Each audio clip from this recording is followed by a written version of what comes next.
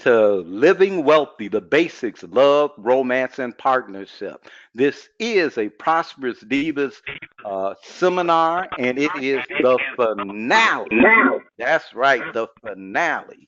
And I am Ronnie B. Before we start, we do have a little bit of spoken word to set off the evening that we want you to enjoy. So please listen up.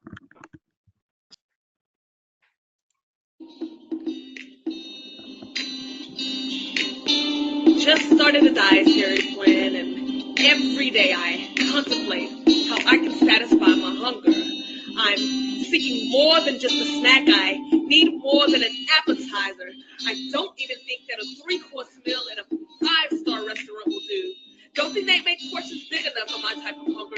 Don't think I'll ever get full. Because if I ever get full, that means that I'm not breathing. That means that I'm sedated. That means that I'm unconscious. Because I can't ever see myself being so full that I don't want to keep growing closer and closer to God. I could never hear myself saying I've had enough of His love, and I could never get enough of His forgiveness. And there is no possible way that I would ever stop being hungry for His truth, hungry for His vision, His purpose, and His plans. I could never be too stuffed of His mercy or too full of His presence in my life. And how crazy would I be if I said, no, God, I just can't have any more peace in my life right now. I just don't have enough room for it. I want to overeat when it comes to God.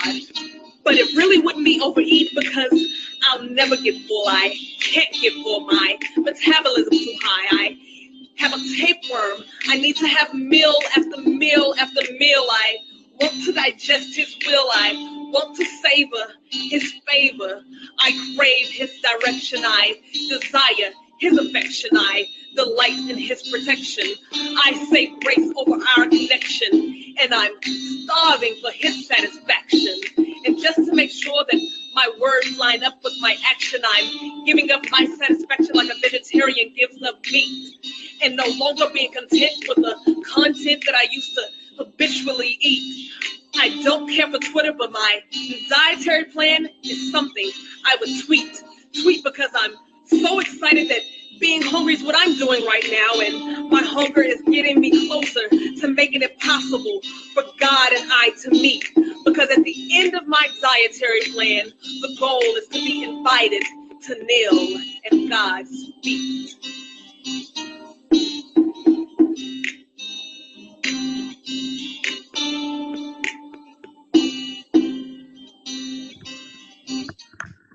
All right, that was Dietary Plan by Chris Crawford. And tonight's workshop, Games People Play Part 2, The Breakthroughs, and Completion and Acknowledgement. Let me turn this over to Diva Robin. Thank you, Ronnie B. And thank everyone for joining us tonight for the finale session, number 6 of Living Wealthy, the basics, love, romance, and partnership. I am Robin. Please welcome my fellow course leaders, Divas Nikki, Nakia, Janice, and our special guest diva, Jacqueline, as we complete this 6-part series. The distinctions of love, romance, and partnership create the space for living wealthy and having our most treasured desires manifested. The intention of this course is for people to create breakthroughs in their ability to create breakthroughs for living wealthy. Tonight's session is powerful. The intention is each and every participant complete the seminar in action, creating breakthrough results for living wealthy. There is a powerful way to listen and participate in tonight's seminar. Listen from, what am I committed to having as a breakthrough? And I will hear what is needed that makes the difference. Tonight, we are going to complete our work on games people play. Share the breakthroughs you have reported and powerfully complete the series. Let's start with the inquiry. Diva Nikki, over to you. All right. So, here we are with games people play. Limit or unlimited thinking has an element of fear. We fear the past hurt, failure, or breakdown will repeat itself. We won't go there. We won't take that risk. We won't look back. No, no, no, no, no. We won't do it. But there is a deeper fear that we are and our divine power will frighten others. So we try to fix or change ourselves so we can fit in or be acceptable in the eyes or opinions of others. So before we start our inquiry, let's hear from Diva Janice as she shares our deepest fears. Diva Janice? Thank you, Diva Nikki. Our greatest or deepest fear is not that we are inadequate. Our deepest fear is that we are powerful beyond measure, and perhaps you've never been told that. It is our light, not our darkness, that frightens us. We ask ourselves, well, some people do, I've settled, I am brilliant, but some people are still asking the question, who am I to be brilliant, gorgeous, talented, fabulous, which represents that you're still waiting for something external to approve you when you've already been approved by the divine. However, actually, who are you not to be is what I ascribe to, because you are a child of God. You're made in His image and His likeness, and His likeness represents you are great. And when you relinquish to be lesser, you're playing small. Your playing small doesn't serve the world. As a matter of fact, I think we dishonor the greatness of God in choosing you to have the gifts and talents you possess. There is nothing enlightening about shrinking so that other people won't feel insecure around you. My personal philosophy is be challenged to change. I'm here to inspire. I love you, but I gotta be me, and hopefully my presence in your world will help you be more comfortable being you. We're all meant to shine as children do. We were born to make manifest, I love this, we were born to make manifest the glory of God that is within us. It's not just some of us, it's in everyone. The glory of God to be manifested is in all of us because we're all God's children. And as we let our light shine, we consciously give other people permission, whether they know it or not, to do the same. As we are liberated from our own fear, our presence automatically liberates others, says Marianne Williamson. Back over to you, Diva Nikki. Diva Janice, thank you, and that was awesome. I love how you owned that section and how you own your own greatness with no apologies, unapologetically. So, thank you. Is there anyone else that would like to share what is present for them? Diva Nikki, I would love to. Well, go ahead, Diva Rob. Thank you. This brought up something for me. When I was a young child in elementary school, I was the class artist and also took dancing lessons. And I wanted to be liked and thought that the way to do that was to be admired. So I would show off. And one of the things I loved to do was I would put my dancing shoes on before I left school, so that when I left school, everybody would see that I was wearing my dancing shoes, so they would know that I was dancing. And much to my chagrin and surprise, that did not make me popular. And instead I got a reputation as a show off, and I learned instead to try not to look like I wanted attention for being artistic. So it was only after being an adult. So first, it was all me trying to get attention, and then it was all me trying to try not to get attention. And then after a while, I've learned to share my gifts and understand that they are God-given and that they are meant to be shared. And whenever I fear that I'm showing off, I always remind myself that it's not bad to shine. I have a comment on that one. Thank you for sharing. I wonder, how does disappearance or change fit into this? Into your story. Okay, anybody else want to share? One thing I wanted to, I love this passage from Marianne Williamson, and Yes. oftentimes people, Nelson Mandela, he said these words, and people tend to attribute it to Nelson Mandela when it was really Marianne Williamson. And why I bring that up is that there's a context to why she even wrote it. And the context was that she was doing what she does, similar type of work that we do. And the context was a course in miracles. Yeah, a course in miracles. And when I think of that context, a course in miracles, we ask ourselves, who am I to be brilliant, gorgeous, talented, fabulous? Actually, who are you not to be? And it's an indictment on you, on us.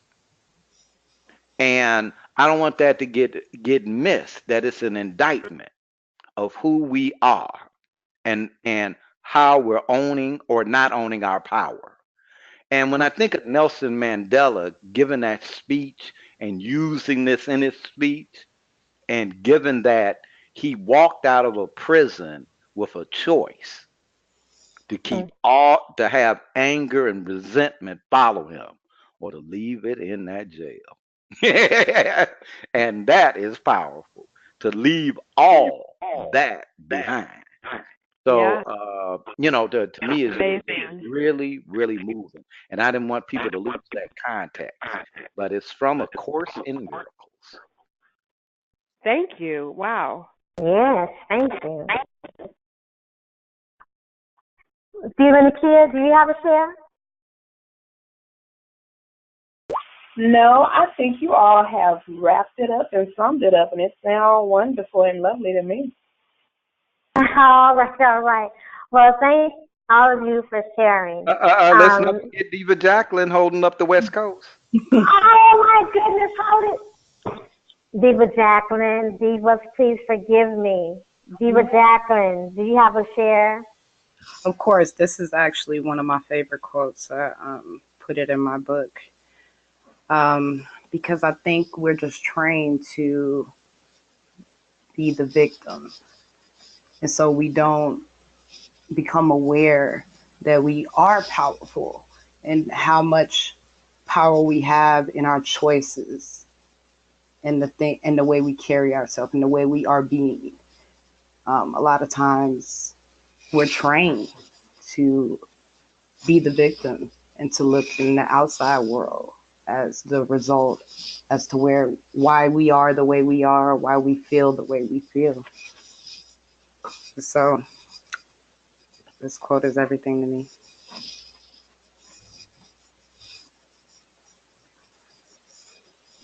Thank you for sharing that, and I agree.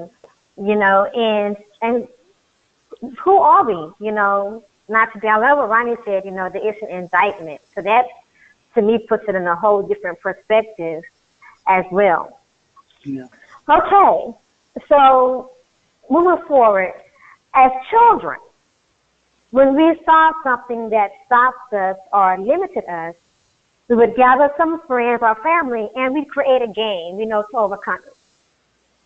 I'm going to make an assertion as adults that maybe, we have forgotten how to create games and include other people to play with us. What if we created games in the areas of love, romance, and partnership? Fun games that leave everyone moved, touched, and inspired. Sound interesting? Well, we're going to continue the work in creating games with an exercise. So, like the following categories: love, romance, and partnership. Under each category, write one situation you have been putting up with, trying to change or fix, or complaining about. Under each situation, create a game you can play with others that would free you from the limitations in resolving the situation or give you freedom around the issue. Games are a way for you to think outside the box, the imaginary box that does not exist. Games are a way for you to think outside the box and create possibilities. While you're working on your games, Ronnie B and Robin are going to share a game they created and what happened. I can't wait to hear about this one. All right, Ronnie B and Diva Robin, take it over. Okay. Um, wow. When we were looking at last week, last session, when we're looking at the games people play and what we can create, I should say the games people don't play and create, it brought me back to a game I played some years ago. And what would happen is, in the morning, I'd leave for work. Me and a friend of mine would leave for work, and we'd meet up at the bus stop. And every morning, as we would approach the bus stop, there'd be this little old lady who would approach us, and she would start uh, very loudly saying Bible, like shouting Bible scriptures at us and other people. And people would be like, "Oh God, here she's coming." Now, nothing wrong with Bible scriptures. Bible scriptures are very good. But in the morning, you catch in the bus somebody shouting them at you. Can be like a little disturbing. And so one day we said, you know what? Let's make a game. And what we're gonna do is, when she starts, when she approaches us, one, we're going to listen to what she says and we're going to acknowledge it. We said, just as a game, we said we're going to smile, listen to her and acknowledge it. And we said, I bet you nobody ever, but let's just do that. And we did it as a game. And so the first day she approaches us and as she approaches us, and she shouts out, the Lord, so and so, so and so. And we look at each other, we look at her, and we said, that you're right. That's a good point. And because what she said really was, it's just kind of her approach, kind of had you take back. And so she looked, it just, like, what, you listen to me? Then she kind of walked away. So the next day we're at the bus stop waiting, so we're heading on the way to work, and here she approaches. And she comes up to her and she approaches us. She starts and she says her scripture, like that. And we like, okay, oh, you said so. Hey, that's a good one. Got on the bus. She looked again. So we did that for a few days. And and then there was the day she approached us and she didn't holler at us. She didn't holler the scripture at us. She just said the scripture and smiled. And we like, oh yeah, we smiled back at her. Well, we enjoyed it because it was nice. Like, hey, she wasn't doing anything, but it's just her approach was a little taking you back. Well, maybe about a month later, I'm walking and I see the lady. in the neighborhood. And she walks up to me and she says, Mr. May I speak with you for a minute? I go, yeah, how you doing, ma'am? And she says, I just wanted to tell you that you and your friend, I just want to thank you because, y'all have been listening to me. So I decided not to commit suicide. And I'm like, huh? I just really want to thank you. I see that I'm worth living. So I decided I'm not going to commit suicide. And I was like, wow. Like I was in total shock because I'm like, whoa, wait, baby, suicide, all of that. And, I left and there was part of me that was like, my God, I don't want anybody to harm themselves. But then it was just like, wow, here we're just playing this game to really just to be nice. And I got that I don't know the difference that I make. Like in a moment you kind of get it, but not really because, you got other things, responsibilities. And I'm going, wow, you know, that that game saved that game had her not commit suicide. Now for us, it was just a game to be nice to someone. And but for her, that was her life. And I don't know that. That wasn't our quote plan or anything. We didn't know her, but that's what happened. And like I said, it just really had me look at, you just don't know the difference that you make with your words, with your listening, with your speaking. You just say stuff. And so that was a game I played.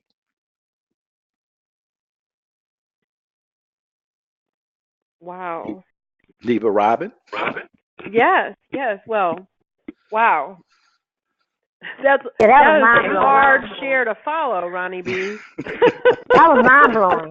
That was a Wow. mind blowing share. Yes. Well, um, I do want Do to share not this. critique your own share. Do not do that. That is not a good place to go to.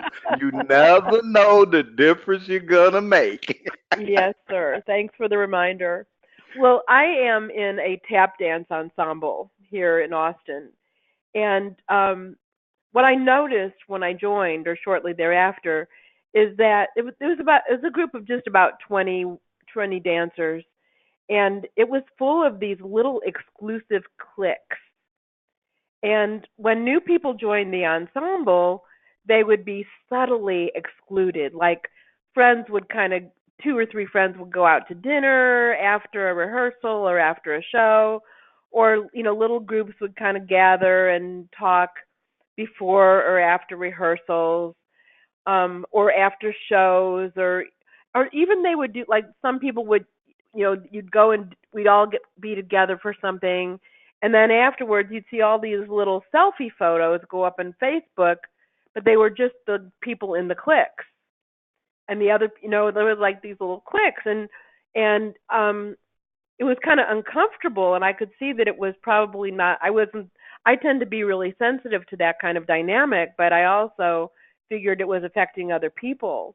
And sometimes, like even, friends would get together when we were going to do an out of town performance or go to a tap workshop, and the people who were friends would get together real quick and decide who, that they were going to be in hotel rooms together, and then the other people didn't even know they had done that, and you'd have to find, you'd end up just being by yourself a lot. So for a while I kind of complained to myself about it, and then I thought, well, you know what, I am going to create a game to transform this group, because I know that it's possible for us to really be a cohesive group where everyone experiences being appreciated and included. And I knew that it was really a group of women who are very good at heart, and it's a really cool group. The youngest one's like 28, and the eldest is in her 70s. I mean, it's a really cool, diverse group of women. Anyway, so I created this game. So I went and talked to the ensemble director, who's a wonderful woman, to get her to buy in, and she was kind of skeptical. She thought, well, it seems like a normal group to me. It's fine, doesn't need anything. And I kind of said, yeah, but have you noticed this and have you noticed that? And she goes, yeah. And I said, well, look, I really see that there's more available, that we could really be a solid team at a whole new level. And I got her on board. And then I happened to have, because I'm a coach and I have other friends who are coaches, I knew it wouldn't work for me to do an event for all of us because I'm a member. So I found one of my favorite, most powerful women friends who leads courses all over the world, and she volunteered to do an afternoon for us. And so we waited until we could get every single person there because we're adults and we have lives and not everybody goes to every rehearsal. But instead of doing rehearsal, we added time on and did a whole afternoon of we called it team building, but it wasn't the kind of team building you would see in a business. It was like much more intimate and personal and loving. And part of it was that each person went around and took a turn and everyone said what they loved about them. I mean, it was killer. Anyway, and that was fairly recent. And since then, the ensemble has become a real one for all and all for one team. And one of the best things to me was that the director, who is this lovely, open-hearted woman who appears to always be relaxed, she came to me and she said that she had been careful and didn't even notice it before. Like, she would not do anything too vulnerable. And she noticed, like, one day she came in and said, I've saved, and she's our choreographer too. And she came in and she said, I always choreograph the introduction at the end because it's the hardest part for me. And she never said anything like that before to us, like that something was hard for her. And it didn't seem like any big deal, but it was for her. And what was so amazing was that in the group that I'm in, they're wonderful women, but they haven't had a lot of transformational work, and they didn't even realize what was missing, and creating the game took our group to a whole new level, and it's so yummy now. In fact, we had a show yesterday, and you could feel it, and it was at a nursing home, not a nursing home, but a memory care center. And what I noticed, that is, besides all of us being so easy with each other, is the way we were with the people who lived in the memory care center, how open and sharing we were when we went out into the audience after the show to be with them, and we invited them to come and dance with us. We had music on for them, and it was a whole different atmosphere. So one of the things I just want to underscore about it is that you never know. Like Ronnie B said, you never know what difference that you're going to make. It may seem like no big deal, like a team building for a tap ensemble, but who knows what the reverberations will be out in the world. Wow. Pebble in the water. Ooh, great one. Great image, Ronnie B. Pebble in the pond.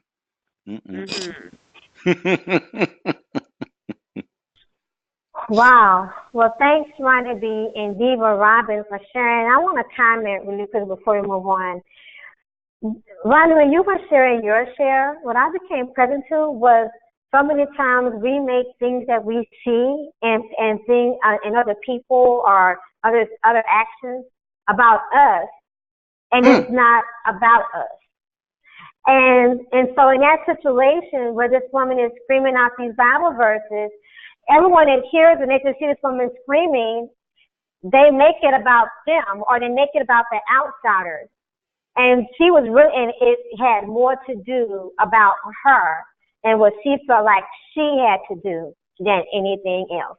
And if she made a difference, then that was just a bonus. It was a plus. But that part was about her. And then when when you guys started playing that game, you know, to be nice, then it gave her a voice. You know, it let it be known that her voice had reason. And I just think that was, I mean, I'm still blown away by that share. And then with you, Diva Robin, what I came present to was how we hear the phrase, you must be the change that you desire to be in the world. And then sometimes in order to be that change, you have to initiate change. Both great, I mean, great games and great shares. Thank you. Woo! So now we're going to share a game from one of our fellow participants. Diva Jacqueline, over to you for the email, please. Yes, ma'am. All right, I have Michelle Laundry from Pittsburgh. I really love this seminar and how it has you see things about yourself in a way that makes a difference. I appreciate how authentic everyone is and how you share the impact it has on your lives. I have been putting up with my sisters complaining to our mother about what I should do, what I should and should not be doing, and this really pisses me off. And I have been at a loss trying to get her to stop. From the session about disappearance, I decided to simply let it go. That was a relief. I love my sister. She loves me. That is what's important. I started to realize that we play a game called tit for tat to gain favor with mom.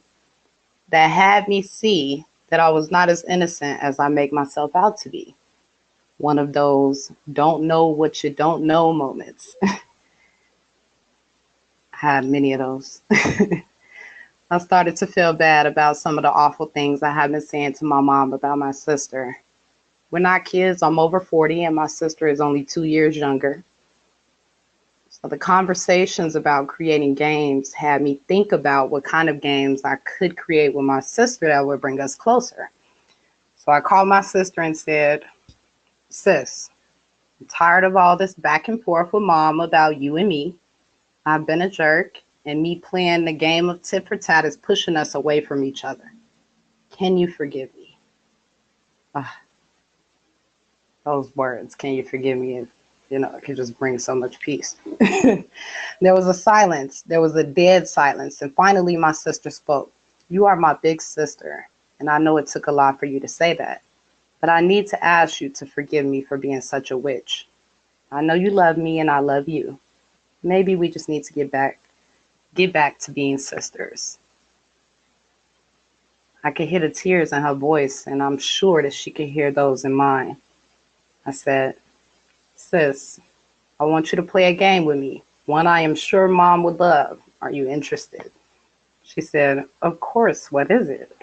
I said, let's play a game where twice a week we call mom, and instead of griping about each other, we tell her a funny story about one another and pretend we don't know what's going on. She said, that sounds fun. Let's do it. We started our game with mom, and it's been hilarious. My mom is learning things about us she never knew, and I noticed she seems to be more at peace. I didn't know how much our complaining had been impacting her. I didn't know how long we had been playing the game. I'm thankful it has brought our entire family closer. Thank you, Divas, for creating the wonderful course. May God bless. And thank you, Michelle. What I am present to from your sharing is that by making the choice to acknowledge your own behavior and your own choices provided an opportunity for you to follow up, with your sister, and it also acknowledge that behavior to her, which changed the way your sister saw you and the whole dynamic of the relationship. And the game provided an opportunity for you guys to suggest or influence a change in the dynamic of the relationship. I think that's awesome. I didn't get to share on the game part, but I personally went through a similar experience with my mom because we go tit for tat all the time. And I was just, my mother is the kind of person where she expects people to act a certain way. And when they don't act a certain way, it gets her very frustrated. She gets very upset. She gets angry, frustrated. And, you know, a lot of times I feed into that, especially if her attacks come at me directly. And I couldn't see that I was also doing it as well.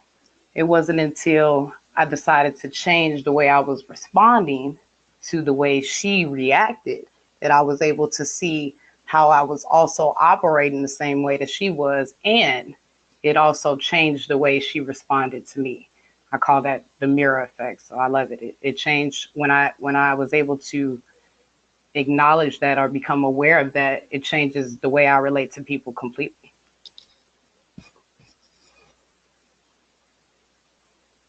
Wow. You over here playing tit for tat with your mom. Yeah. Mm-mm-mm. I'm glad. I want to thank you for sharing that, Diva Jacqueline, and I wanted to know that you're not alone. Mm-hmm. Too, I think so many times that we feel isolated in our situations because other people don't share the kind of same things that they may be going through or they can relate to too, because everybody wants a facade, everything is well and everything's perfect, right? So I want to thank you for that. And for Michelle as well, I want to say I'm just glad to know in your sharing that it's not just my family. Because I thought that was only I thought it was only my family, right? I was like, seriously, growing up, I watched this game of tit for tat between my mother, my aunt, and my grandmother. And then how they began to kind of play down the sidelines and with myself, my brother, and my first cousin. And and if you feed into it, I mean, there you go. You're just all into it, but they damage Yes. relationships tremendously. And to be able to catch that and really take control over the situation, you're taking control over your relationship. Absolutely. And so I absolutely commend that. I think that is wonderful. And I mean, sharing these, I don't take it lightly either because we're also sharing our vulnerabilities in this space, and that takes a lot of courage as well. So that was wonderful. I can relate, and I'm also a tit for tat person that was also in recovery and conquering this day by day. Hi, my name is Nikki.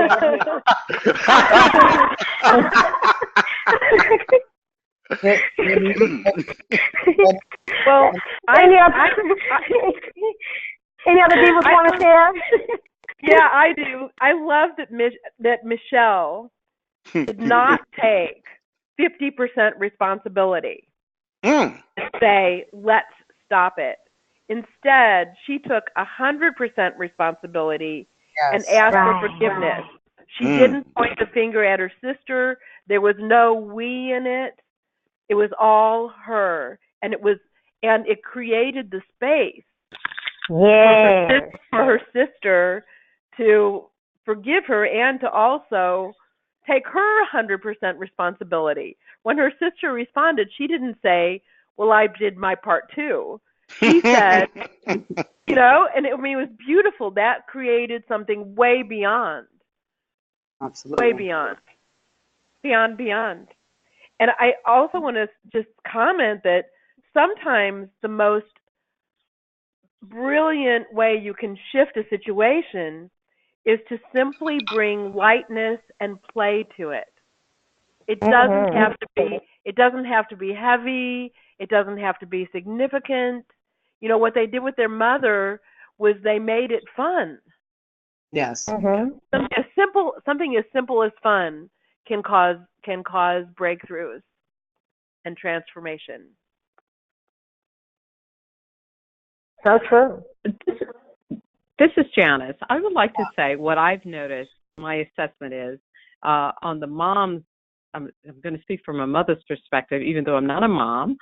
But what I noticed clinically is I'm sure she was so delighted that her children were talking. And when they, and because and for those of you who are parents, please bear with me. This is from a scientific perspective, not a biological one. But what I do know is you want to have an atmosphere where you are imparting the best to inspire your children to be at their best. And I think parents are alarmed when time has passed and their children, whom they have hoped the best for, are not getting along. That's never a parent's position in life.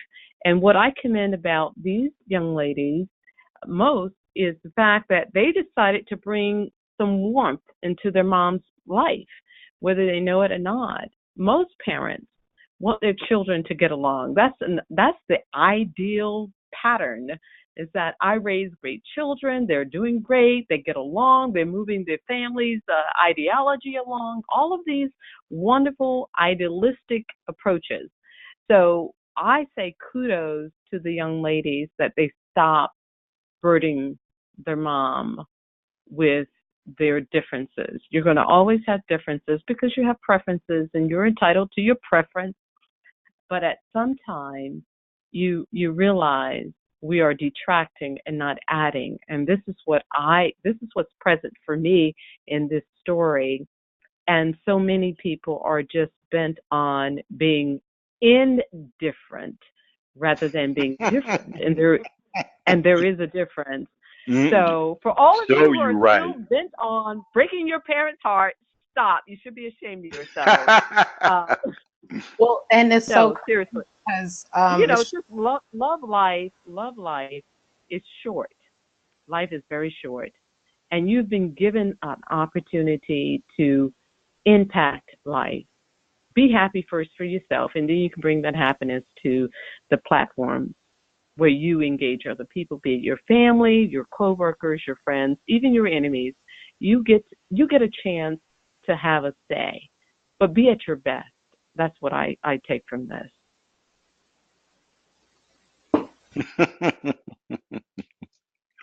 Oh man. Well, I was just gonna say, Janice, uh, th- uh, uh, you're mother enough, because mothers do not like to see their kids fighting when they They don't. grown.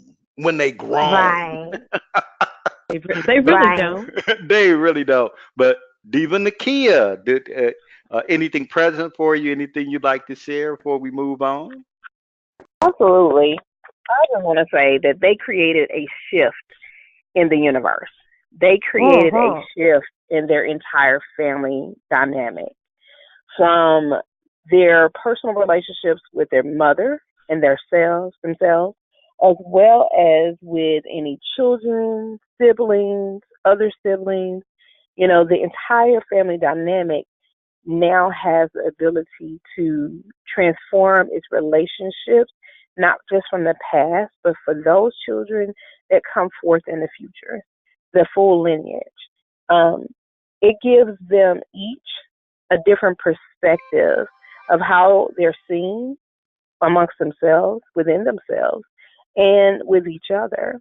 And so when you have that, they can now recreate themselves and approach life differently, allow individuals to engage with them based on how they say they are to be engaged with one another, versus allowing others to impact them because of an experience, because of a happening, because of a situation that occurred, and how they dealt with it. They created their identity for it, and they begin possibly to deal with life that way. Now they can shift and say, no, this is not how I deserve to be treated, respected, or handled, or dealt with. This is how it is. And now they are teaching, and they're able to teach people how they are to be treated and teach people what they're willing to accept and reject in that treatment. So kudos to them for recreating their entire lives and their family lineage and their entire circle. That's awesome and amazing. And their mother can rest easy now. Absolutely. Very insightful. Thank you, Diva Nakia. And thank you all of the Divas for sharing and Ronnie B. Now, we're about to get ready for a break. So on the other side, we will review the major inquiries and share some breakthroughs from our fellow participants. We're taking a 5-minute break. The time is now 5:50. Be back in your seats with pen in hand and ready to begin at 5:55 p.m. Central Standard Time. The break begins now.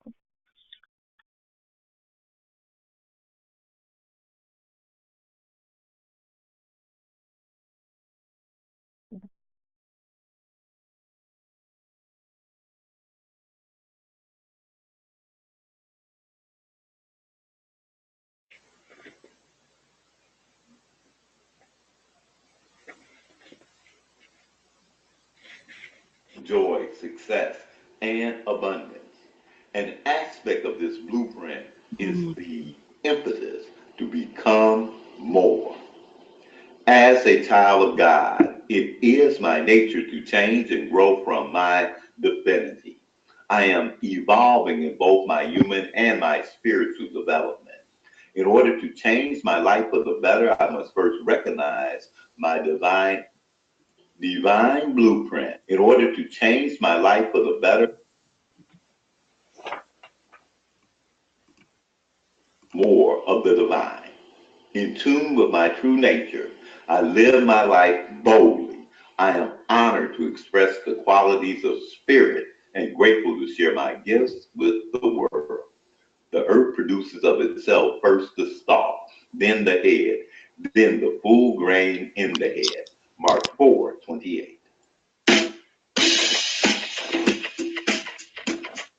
I made up my mind, I'm living today, not worried about what people might say.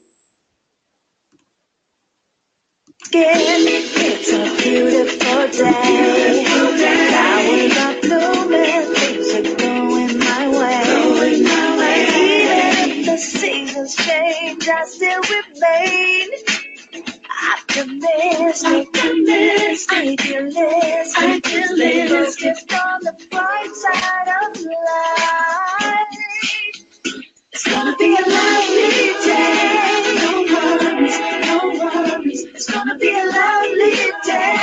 Sunshine down on me. It's gonna be a lovely day. I see clearly now that the rain is gone. The rain is gone. It's gonna be a lovely day. No worries. It's gonna be a lovely day. Sunshine down on me. It's gonna be a lovely day. I see clearly now that the rain is gone.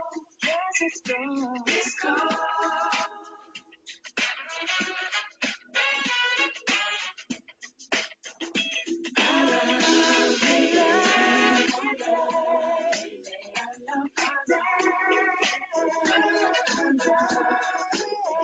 It's gonna be a lovely day. I see clearly now the rain is gone. So lovely,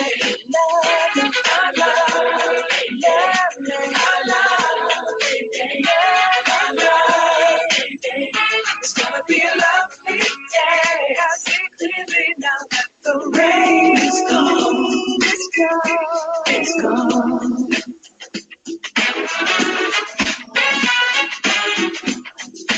I can see clearly now. The rain is gone. Clearly now. The rain. Clearly now. The rain is gone. Clearly now. The rain is gone.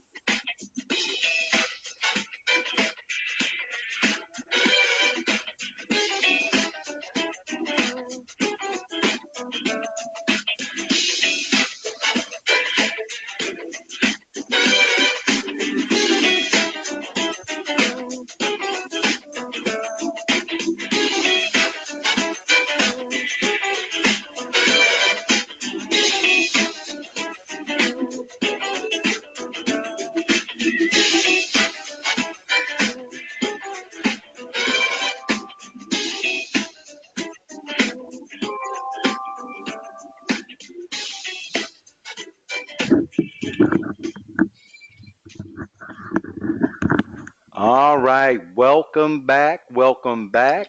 And we are going to start our next session. That's right. And our next session, the breakthroughs. Now, we're going to have a little review of the major conversations we have had in the course and share a few breakthroughs from participants. Now, in session one, we had inquiries into the occurring world of love, romance, and partnership. Now, let's review the conversation for the occurring world with Diva Jacqueline. Diva Jacqueline, over to you. All right. Got it. I'm here. I'm going to get into We'll give Diva Jacqueline a minute or two to get her place together here. And I got it here. and while we're working on a couple of bits of technology, All right. Just came back. ready to go, Diva Jacqueline? I'm ready. Go for it. Okay. What do we mean when we say the occurring world of love? I'm going to give you a little context. The occurring world is not the physical world. Let me repeat. The occurring world is not the physical world.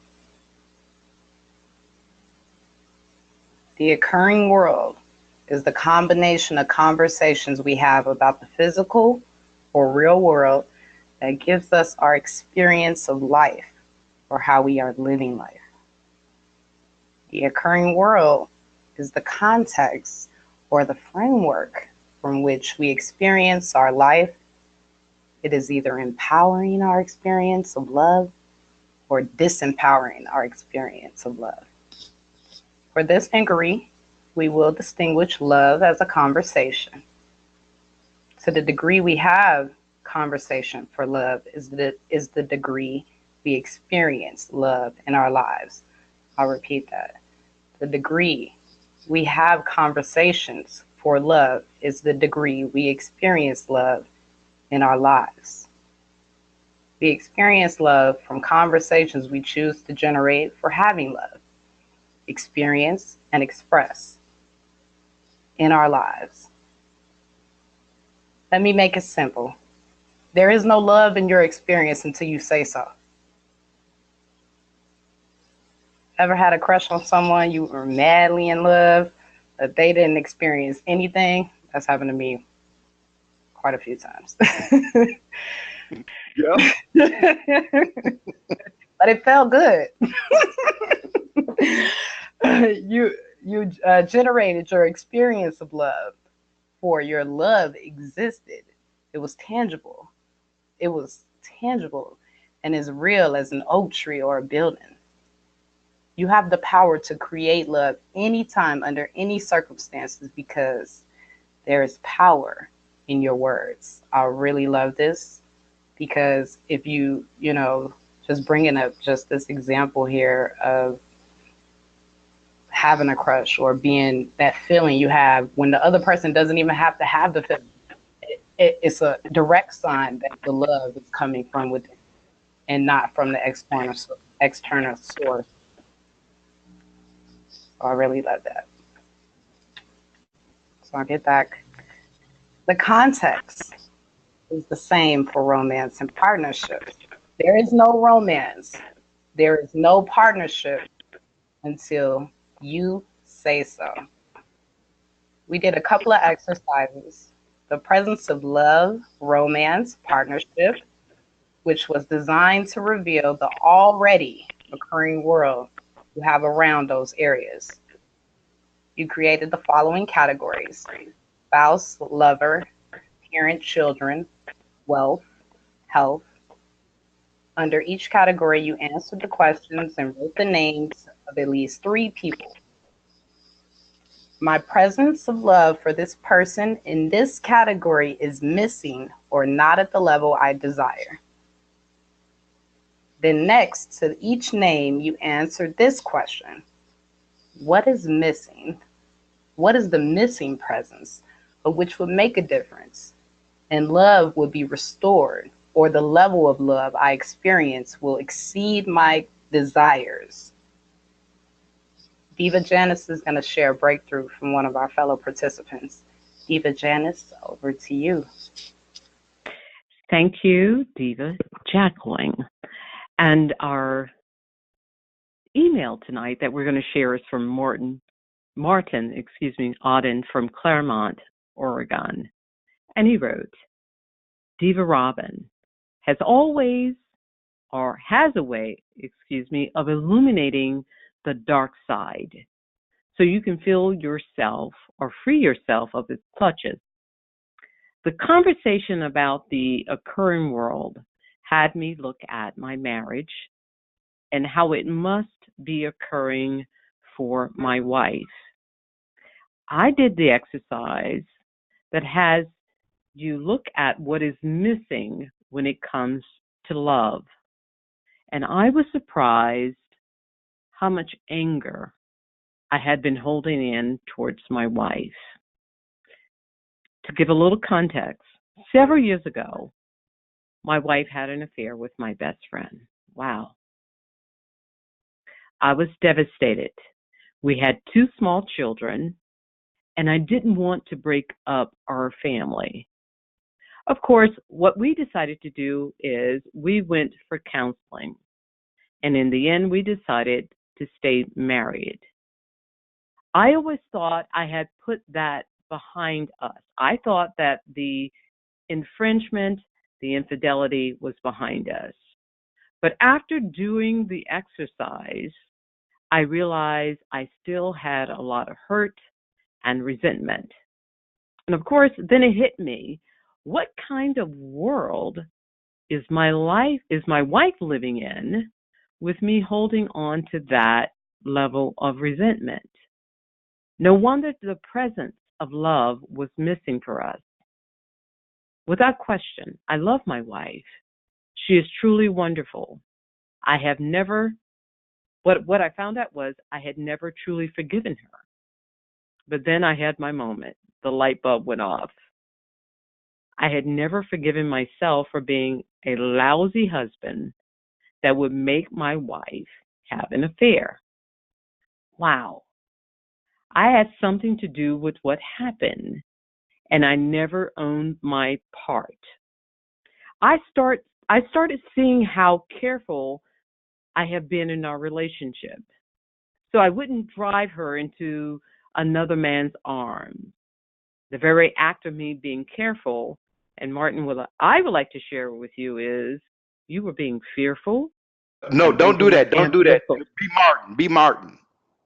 Okay, be Martin. I got Be you. Martin. Be So Martin. Martin wants you to say, let Martin Martin be says, free. Martin says, the very act of me being careful was stopping me from letting my love for her be fully expressed. When she got home from work, I told her, I love you. You need me, and I am an idiot, scared. I'm going to say or do the wrong thing and lose you. Of course, she burst into tears and just hugged me and said, you are an idiot. And you are the idiot that I will love until death do us part. The next thing I knew, we were laughing and crying. I was present for her love for me and mine for her. I had never felt that way in a long time. I'm taking my wife on a cruise. Kudos, just the 2 of us, and bring back romance to our lives. The occurring world is starting to look a lot richer. Thank you, Divas. First, I want to say thank you, Martin. What I am present to from your sharing is, and the other Divas are going to comment, and then we're going to go back to Diva Robin. What I recognized right away was, number 1, fear stopped you from being your authentic self, and then being over analytical because you wanted to make sure that you were hitting all the right places and buttons as a man. And obviously it speaks to learned behavior, and we all have this issue. It's things that there are things that we're taught to believe and the functionalities that we have to participate in order to be 100% in our roles, when we're all flawed beings. And sometimes we just have to say, listen, I'm trying. I want to give you everything that I have, but work with me here. I'm bringing 100%, and hear me clearly, not 50%. I'm bringing 100%, and I'm going to commit 100% to making this work. So, Martin, God bless you for being open and sharing how vulnerable you are as a man, and that's very difficult for men to share their masculine vulnerabilities. And I'll say this, and then I'll move on to the divas. All men are vulnerable. All men are scared. Most men are scared of women being vulnerable with us. And we only have a small window, and hear me clearly, a small window to handle their emotional vulnerability. And if we don't get it when they're at that fragile moment, sometimes, it's not for us ladies, but for them, sometimes they are incapable of reaching that level of vulnerability for a very long time because of the way they were taught in life and how they have to be in relationships and business and in the community. There's so much pressure, psychological pressure on men that we have no idea exists. So, Martin, God bless you, and we're praying for you, and we're praying for your family, and we look forward to hearing from you again. Now, of course, the platform is open to the other divas if you have something to say. Okay, sure. I'll Lady. jump on in there, Diva Nikki. What was pleasant to me in hearing this, first of all, thank you, Martin, yes, for sharing. And I love that you take responsibility for any of the shortcomings. But at the end of the day, all of us are responsible for being the very best that we can be for ourselves and other people. And even at our very best, we're still human. And even at our very best, giving everything our all, which is the only thing that we are responsible for, is giving and doing our best. That is not a guarantee that another individual is not going to do something else. So I like that Martin took responsibility for a role that he may have played, but whatever he did or did not do doesn't make him responsible for the action that was taken by his wife, by the infidelity. He is not the cause of the infidelity. Oh, that's just, I'm done. Yeah, I second that, Diva Nikki. That's brilliant. Thanks for making that point. Yes.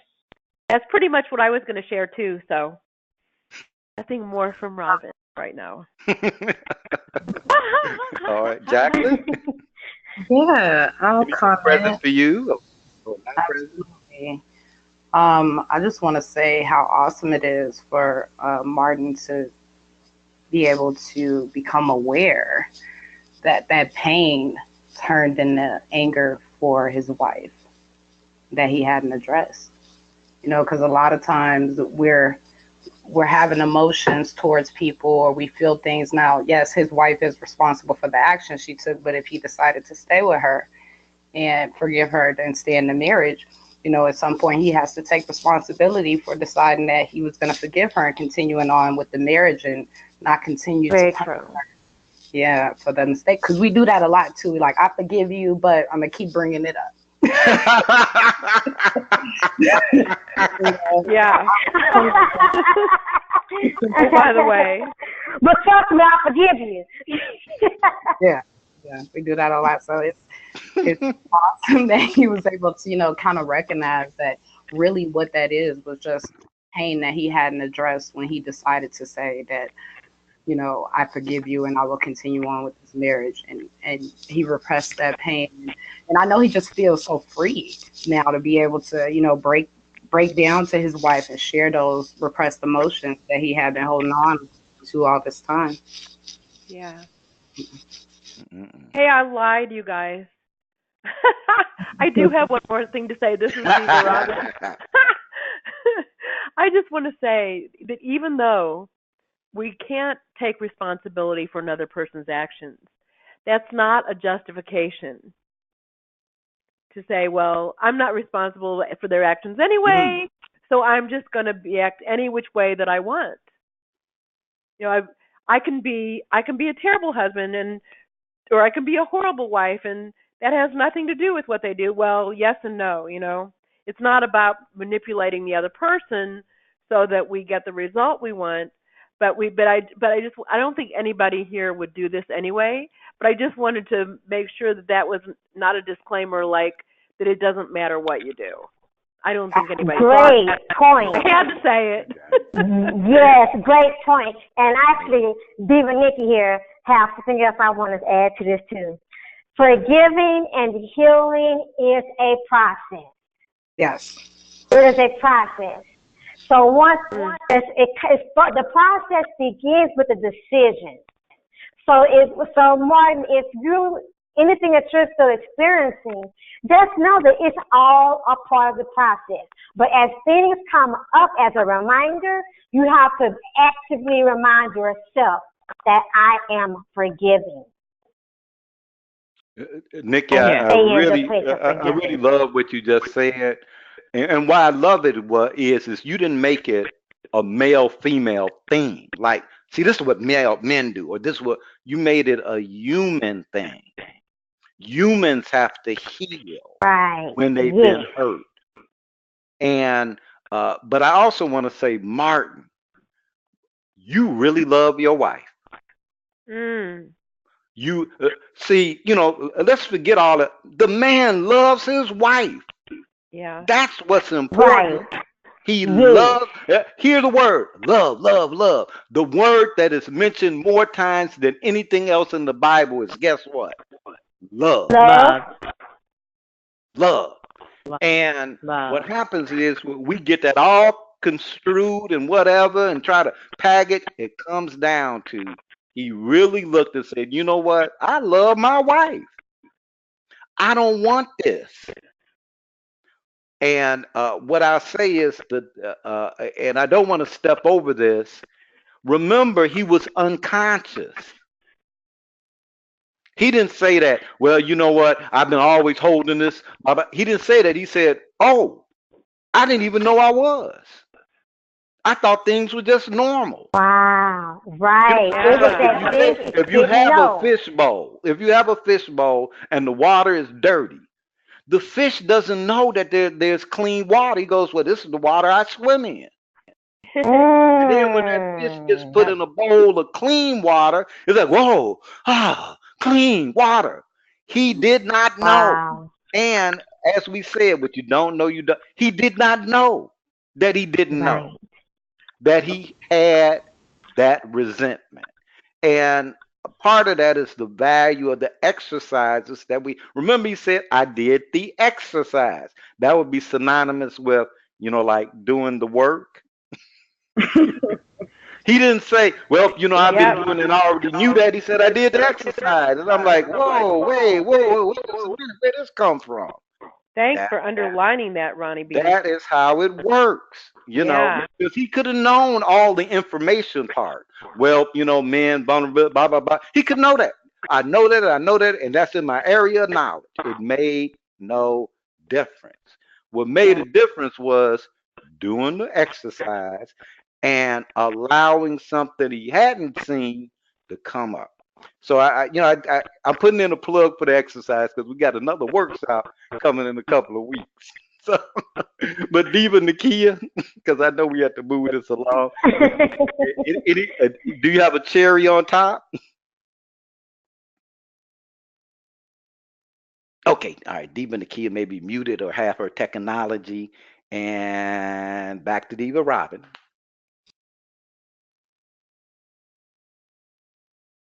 We didn't lose Diva Robin, did we? I'm so sorry I was muted.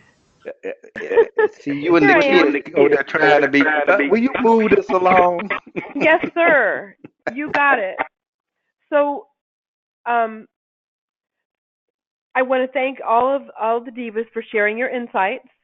And right now we're going to review the occurring world and the occurring world of knowing and how it relates to breakthroughs.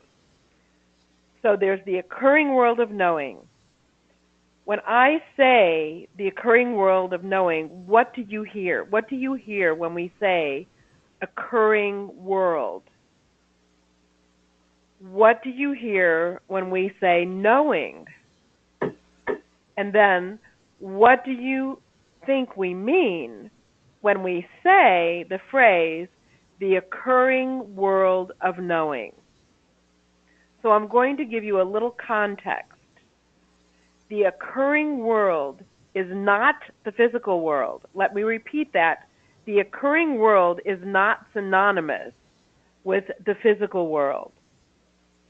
The occurring world is the combination of all the conversations we have for and about the physical or real world that manifests our experience of life or how we are living life. Let's review knowing and the occurring world of knowing as it relates to having breakthrough results with Diva Nikki. Over to you, Diva Nikki. All right. So, thank you, Diva Robin. Knowing. We made a bold statement last week, which is knowledge in and of itself makes no difference. Again, knowledge in and of itself makes no difference. So, what do you hear in that statement? That knowledge in and of itself makes no difference. Diva Jacqueline, what do you hear? For me, it brings me back to one of my favorite sayings I came up with. For all I know nothing if I cannot provide an example of that in my life. You know, because a lot of times when we first get this information, we get caught up a lot with the information instead of showing that I believe it, I know this is real, I know this is true, God is within me, I have the power within myself, but we fail to show that example in our lifestyle.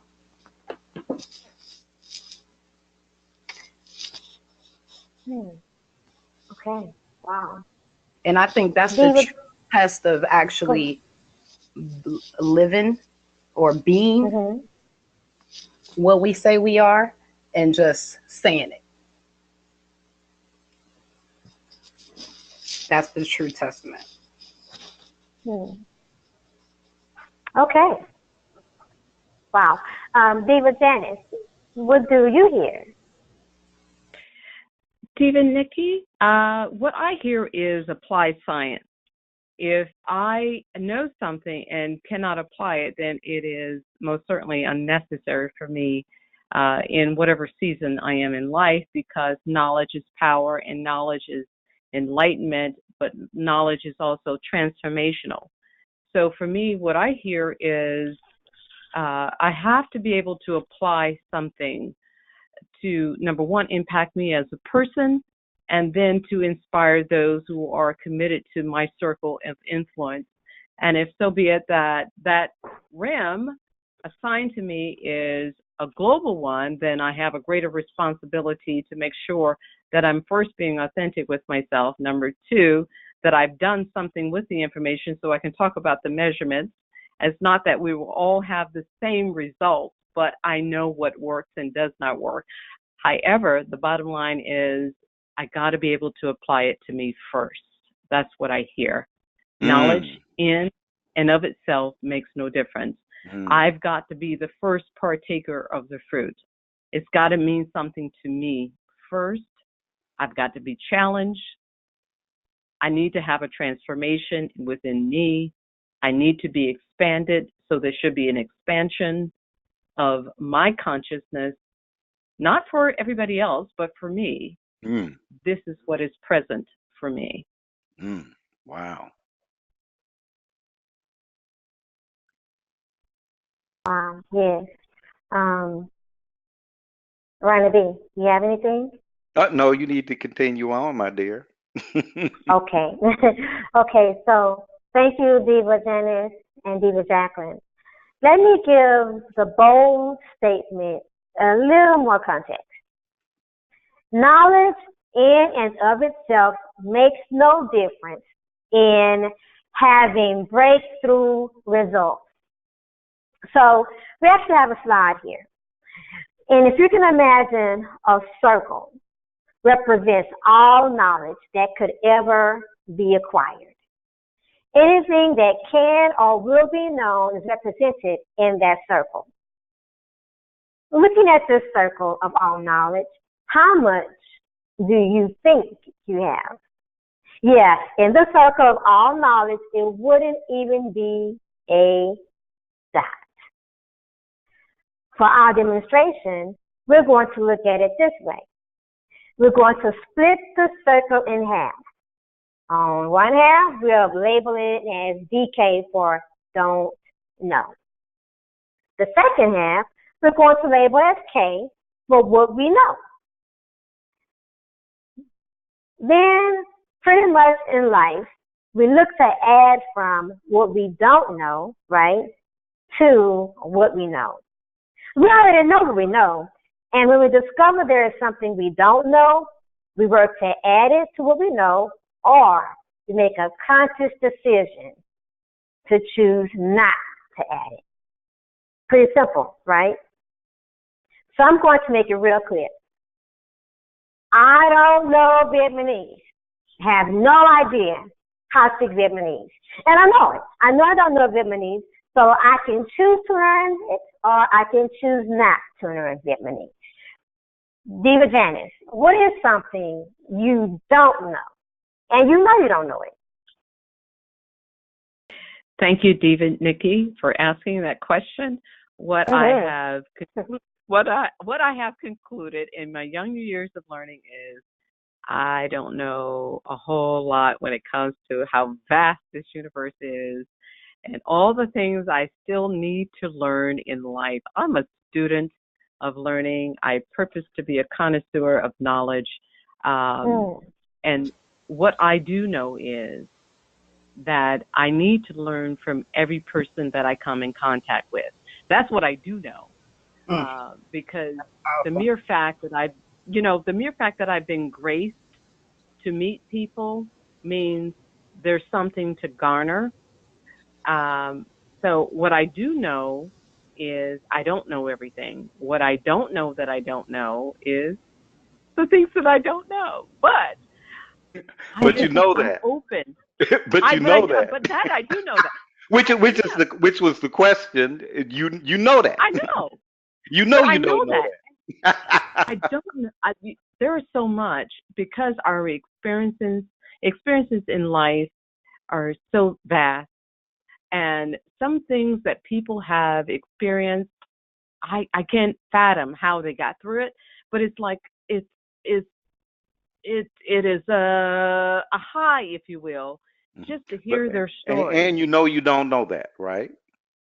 And Ronnie, I know that I don't know it. Yes. I mean, we're just trying to get that succinct, and you know you don't know I that. said, Ronnie, I got it. Trust me, I got it. But can I be No, honest I'm for a just second? speaking for everyone, for the listeners, to make sure that they're clear that, and you know that you don't know that. We know you know, but we want to make sure it's clear for them that you know you I don't. promise. I promise. My name is Janice Hollis, and I stand by this message. I approve this message. I don't know what I don't know, but I'm willing to learn. Oh yeah, we understand that. Yeah, yeah. No, we got that. Okay, I Diva, got it. I got it. Nikki, I'm just carry it messing with on. you, Ronnie. All right. Well, I like to ask Diva Robin and Diva Jacqueline the same thing, and Diva Nikki. What is it that you know you don't know? Just something that you know you don't know. I know that I do not know how to do computer programming. Me either. Okay. And you know you don't know that. And I am completely clear. I know that I do not know that. I know I don't know it. Diva Jacqueline? There's so much that I don't know. Again, always learning.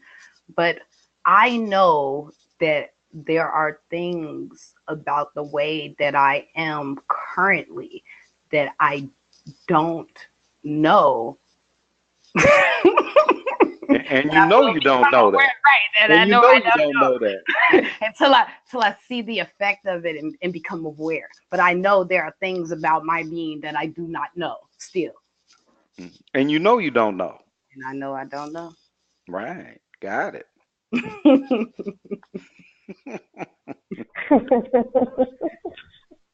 It's Let's fun. Well, now that we know that Diva Robin and Diva Jacqueline and Diva Janice are clear that there are things they don't know, and I'm they going to know they propose, don't know. and they know they don't know. I'm being very rigorous for a reason. Okay. And you know, now, I do know that. That's something that I do know. I do know that you're being very rigorous for a reason. Okay. That's in my half of what I do know. Okay. I'm going to propose that in the circle of knowledge there is something hidden. So the other side, and if you can just imagine, looking at the circle, you now see we added a slice labeled DK for what you don't know, you don't know. And that is where the breakthroughs happen. The conversations in our courses are designed to give you power in assessing and having breakthrough results. One conversation that provides access to what you don't know, is that inquiry into the current world. And Diva Robin is going to share a breakthrough from one of our participants. Diva Robin, over to you. Thank you, Diva Nikki. This is from Suzette Thomas of Bridgeport, Connecticut. Kudos to the divas. I have gotten more out of this free workshop than the thousands I have spent on self-help books, tapes, and seminars. The sharing from the ladies is deep and moving. The exercise for what you don't know was intriguing. I did not realize how impactful it could be. My son is a gangbanger and a thug. I am always dismissive of him when he comes around. I don't want anything from him because I know it comes from something criminal. When I wrote my list of people where the presence of love was missing, his name appeared on every list. As I was staring at my list, I could not hold back the tears. I tried to justify how much I was right for treating him this way, but the sadness in my heart would not go away. He came to visit me the other day, and it was like Diva Robin had taken over my speaking. I found myself saying, "Son, I may not like what you do, but remember, I am always your mother. I love you no matter what." For the first time in years, I saw tears streaming down my son's face. Then I realized that there were tears streaming down my face. I asked my son to forgive me and told him I never want him to think I didn't love him. I said, "I pray for you, son, and no matter what you do, my love is unshakable." He said, "Mom, I have made some bad choices. You raised me right, but I made the choices. I never wanted to hurt you, and I am sorry for all the pain I have caused you. I am trying to do things differently and have you be proud of me again." At that point, I lost it. This was my baby. I love him, and that is the most important thing in the world. I didn't know that I was withholding my love, and that was keeping him locked in a box in my occurring world of him being a gangster thug, not my son. He is my son. He stayed, and we had dinner together for the first time since he was a teenager. We prayed together. Praise the Lord. I am almost embarrassed to say that I have been a counselor for over 30 years, and until your workshop, I had no answer for how to make a difference with my son. I didn't know the difference had to start with me. I am looking forward to your next workshop. Thank you, Robin, and everyone who put together this course. You are amazing people with big hearts. Whoa. Thank you, Suzette. Oh my gosh. What I'm present to in your sharing is that anything is possible with love. Anything, anything, anything. Divas, who would like to share or comment?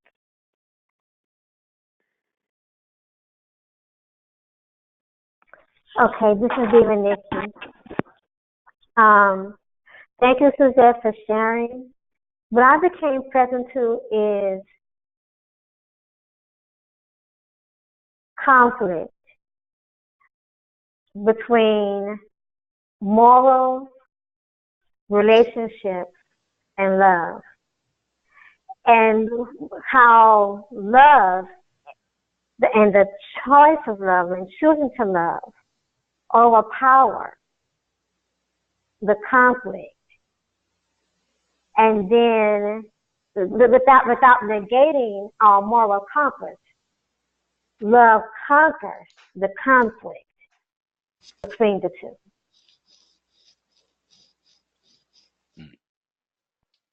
This is Janice and Diva Janice, and I echo what you just said, Diva Nikki.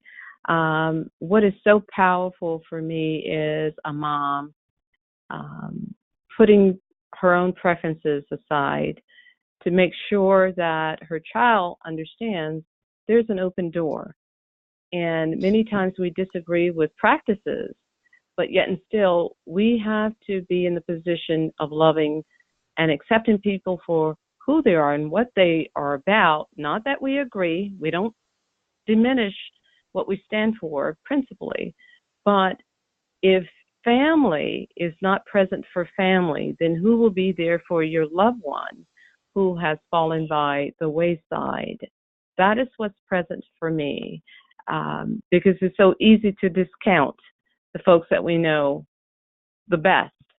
But if we're not there, then who will be there for them? And once again, to reiterate what Diva Nikki said, it's not that you relinquish your moral authority. However, what you chose is so much more powerful, and that's love.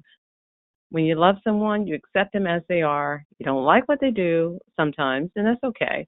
But just being loving so that they don't rely upon external forces that may not be good for them, and that those forces that may lead them to do other dark things. That's what's present for me. Wow. Lovely. Thank you. You know, one of the things that's present for me is that it was mentioned in one of those books that I read upon occasion, and it's an old saying: "Love the sinner, not the sin." Yeah. Yeah, and what that requires is your willingness to give up being right.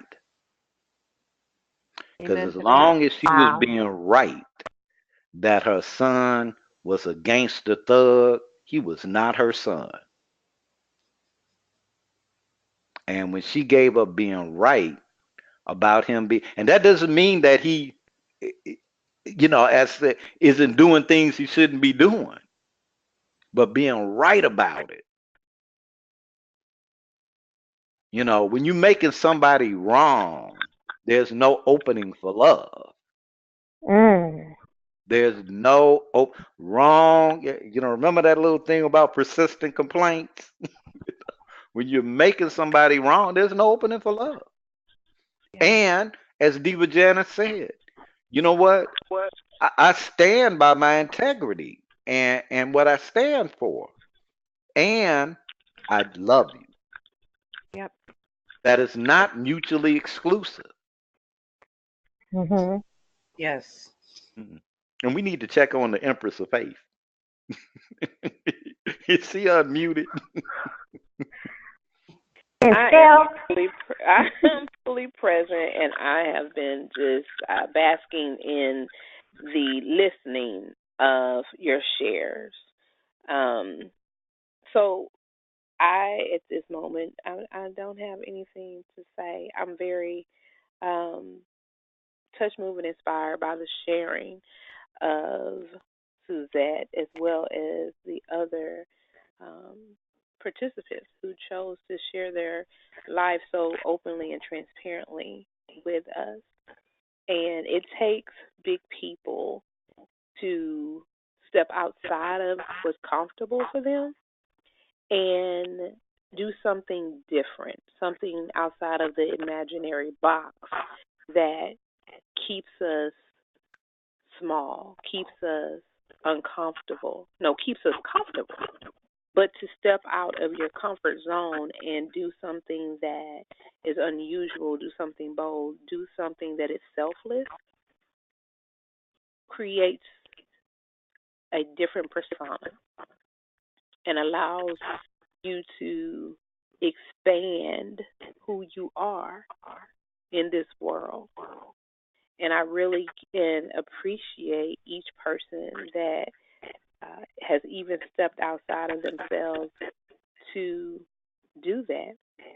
And when for Suzette, when she kept her son in this criminal, he's this criminal, he's this thug, he's this person, she got to a place somewhere where she relinquished her ability to be a mother to him and to see him for exactly who he was, her child. That one person that God allowed her to create in her womb and gave life to. She molded and mentored.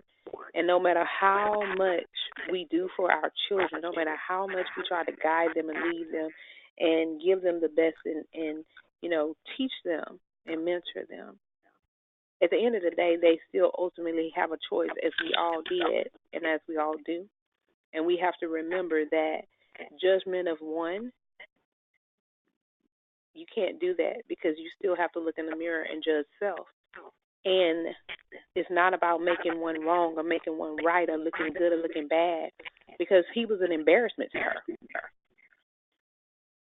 He wasn't right to her anymore. And so there was a different clothing that she put upon him that was not acceptable. And it takes a lot to remove that clothing. It takes a lot to wipe away all of that was put in place to say he's unacceptable, only to bring him forth again and love him once again. And I can't remember the scripture, and I'm not going to go in the Bible study, but I can't remember the scripture of when the two sons, and the father had the treasures, and this one son wanted it all and left and went away from home, and then had the opportunity to come back, and his father greeted him and put on the finest clothing and everything, because it was still his son. And we have to get back to that place of saying they're still who they are. They just had some dust on them. They just had a little They said something on had a them. little And they dust. just have to wipe it off, clean it off. But we dust all of that off. They're still who they were created to be. So I honor each person who puts themselves out there and who loves on each other and who steps back and say, welcome home. So thank you for sharing. Wow. Yeah, For so much somebody who didn't have so anything to much say, that for was really Nakia didn't amazing. have much to say. That's what I was saying. You had so much to Nakia, contribute. Thank you. I love before y'all. we check in with Jacqueline, I do want to say one little thing that you said that, and it was about it taking time, and I don't have the exact phraseology. It didn't take any time. It just took her to do the exercise. Yeah. I agree. I agree. But Transformation happens in a moment, Yeah. in a conversation. It happens in a moment. You can take a guy who has been the worst drug addict, and in a moment, he can be born again. And in that moment, that was the past in a moment. Mm. And the Mhm. power of a conversation, you can have one conversation, one kind act, and make a difference for someone's life forever. And I think we need to check in on the Diva Jacqueline so you can move us on along, Robin. Okie doke. Diva Jacqueline, let's hear Yeah, from you, dear. everything everyone shared was so powerful. This conversation was just so powerful. Suzette's letter was so powerful because it really just brings us into the awareness of conditional love versus unconditional love. And a lot of times we're taught to love conditionally.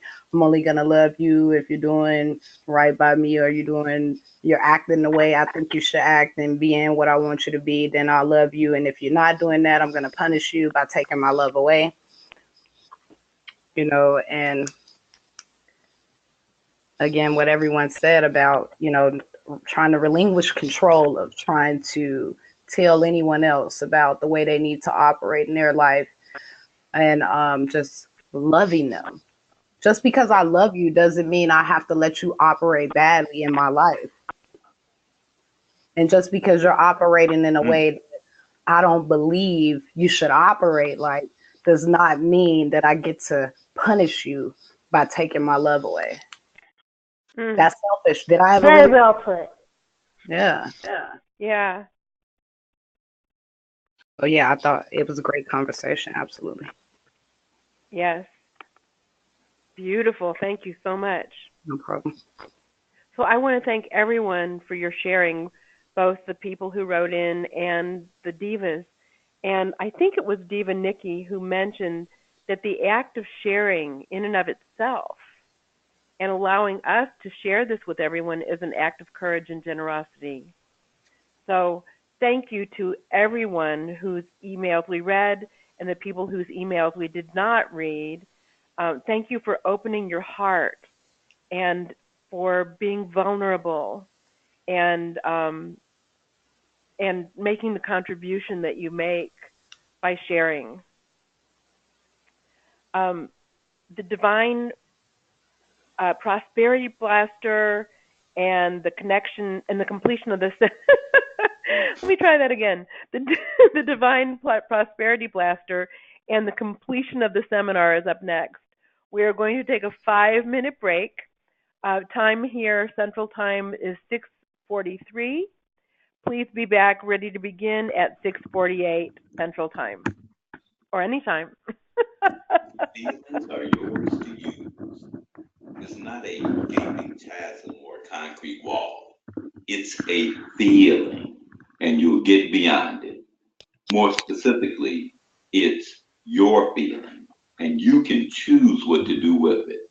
You can choose to hold it, treasure it, despise it, let it launch you into unstoppable energy, or melt you into pure mush. And when you choose, you can let it go, move on. The feeling is strong, yet you are stronger. The feeling may last for a minute or a month, while your purpose persists beyond every feeling.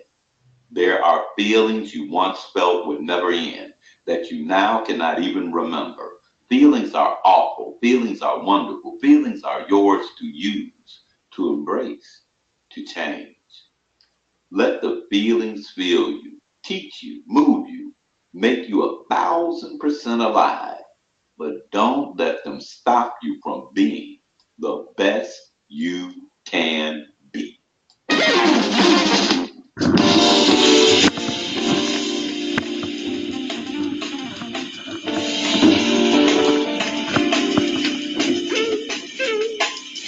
Love is my religion on the ocean's edge.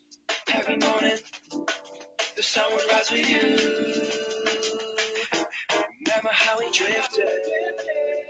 Devil couldn't care. Effortless and tranquility. Behind the soft of your lips, there was pretend. Every smile, every kiss made me try to forget. Behind the depth of your lips, you were leaving.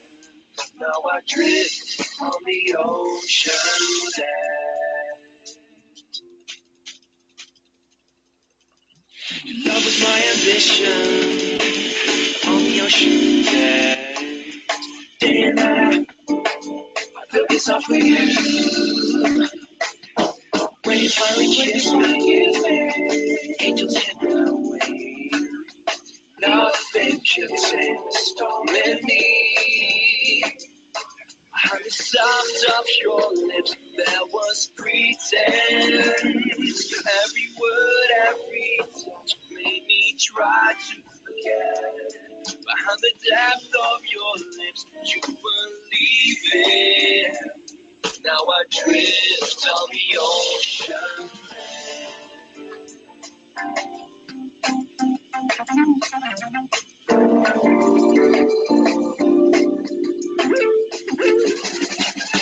Feeling the sea from willing to be the best. Day in and out, we put ourselves to the test. What beats of our chest controls my well-being. But I've seen is opposite things we both been.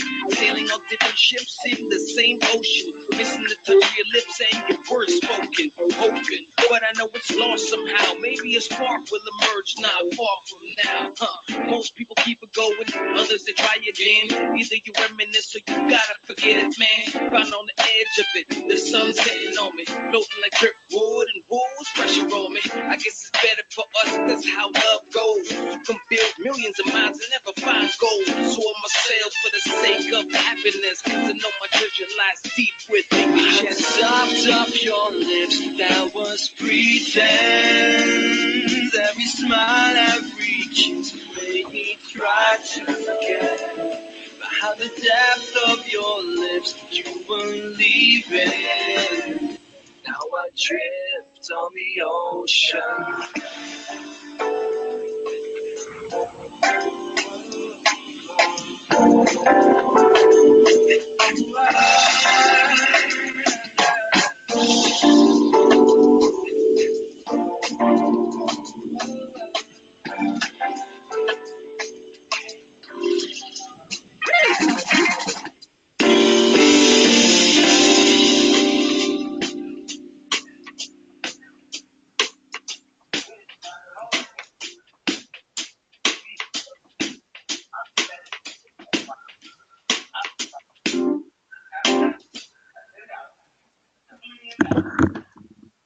All right. Welcome back for our final segment.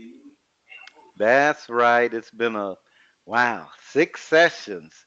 And this is our final divine prosperity blaster with the Empress of Faith herself, Diva Nakia. Please take it away. Indeed. Welcome back. I am Nakia, the Empress of Faith, and I have a great divine prosperity blaster for you this week. Divine principles. Divine principles are always at work in my life. Divine principles are active in my life and in the lives of all people.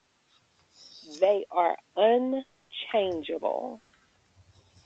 For example, what I focus on brings greater energy and results in my life.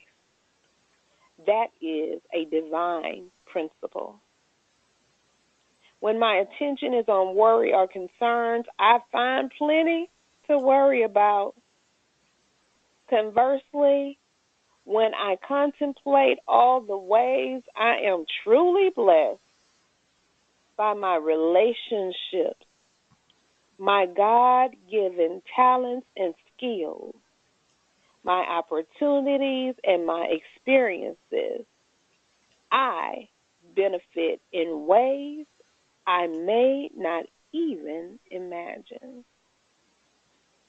So I choose to focus on the positive, and I release the urge to give any attention to that which is not fully supporting me. Rather than complaining, I look for and find reasons to be filled with joy, light, love, and purpose. Divine principles are always at work in my life. So, Ronnie B., would you please recap the breakthroughs we were committed to having from session number 1? Why, most surely I will. And um Diva Jacqueline wasn't with us at the first session, so which we won't have that happen ever again. But now that the start, let's see, Diva Nikki being open to love and being able to express her desires for love. Okay, so she wanted to have a breakthrough in that area. Janice, uh, perfecting what she already has. Her already, because she's already skillful and masterful. She wanted to take that to another level and take her listening to the next level. Nakia, I'm just gonna say it's really simple. Dating. Robin, a breakthrough in letting go of irritation with velocity, especially with her husband. Have an ability to, because as a human being, you will be irritated, but how fast you can let that go where people don't even know you were. Like you have to tell them that you were irritated. And and and I wanted to have a breakthrough in my impact on people being present to my love for them. Hmm. Okay, so that's what we when we started this journey, that's what we put at stake where we wanted to have a difference made. Back to you, Diva Nakia. Thank you, Ronnie B. Awesome. So, we're going to take a moment to acknowledge the breakthroughs or insights that we produced from our participation, starting with Diva Robin. Okay. So when I said that mine was letting go of irritation with velocity, especially with my husband, it may sound like a small thing, but really it's a big thing in terms of how it gets in the way of the experience of love. Because just like you can't be self-righteous and be in the presence of love or be loving, the same thing is true of irritation. It may sound like, oh, a little thing. Like it's not. It's big. And what? And so I just want to share that it must have just been. This is one of those magical things because what happened for me with regard to my husband is that he actually shifted, and I can only say it was out of my willingness, but there was. So one of the things is that I brought humor to when I am irritated instead of that it's something significant and serious. I actually found ways to be really playful and he's been responding really well to that. But the bigger thing really is that he had a couple of really gigantic insights and breakthroughs in the course of this seminar where he's just so much more open and accessible and present that it's really been rare that I've even found myself being irritated. So it's weird because I usually know exactly, like the moment or the thing that happened. But in this case, I guess it was just God manifesting my intention. And it has definitely not just with him. I mean, there has definitely been way less irritation in the first place, and for sure a lot more velocity in its disappearing. Mm. So fast, even you didn't even know. I know. I kind of wish that I have a story called like "This is how I did it," but it doesn't seem like I did it at all. Mm. Yeah. Wow, powerful. Thank you so much, Diva Robin. Thank Diva you. Janet. Thank you, Diva Nikia. What is present for me and a breakthrough over the course of participating in these series? Number one is going back to my arena and working with clients as well as some associates and hear their feedback on our presentation as a company with their products and services, and just garnering their appreciation for the extra mile that we take. Sometimes you just get up and do. If you have the intent to just do right by people, sometimes you don't realize how you overextend, but it's not really unnoticed by people who are conscientious. So for me, that was really wonderful.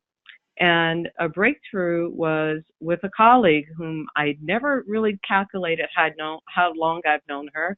And she said to me, she says, "Janice, I've known you for 21 years. I said, "Really?" She says, "Yeah." She said, "I've known you for 21 years. And the mere fact that you're calling me to participate in this particular thing represents a new beginning for me, because not once have you ever told me what I could not do." She says, "Even when I could not drive and I kept saying, oh, my son will be driving me," she said, "it was you who told me, oh, no, he may be picking you up occasionally, but you will learn to drive because you can't be dependent."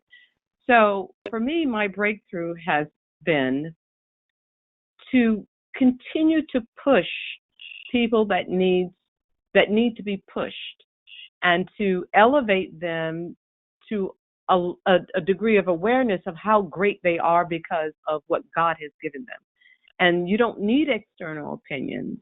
You just need to believe in what you have and utilize what you have, because that will grow, it will strengthen, and you'll be ready for the next dimension. So I'm most humbled that I get to share, which I love to do, as you guys can tell. I just love to share.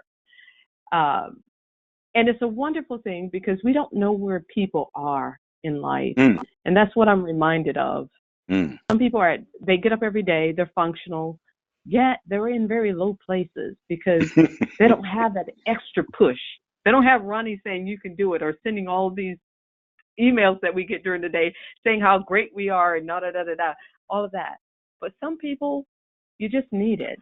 And it's just really a pleasure to share, to challenge, to be challenged, and just be your authentic self. So that's what I get from all of this.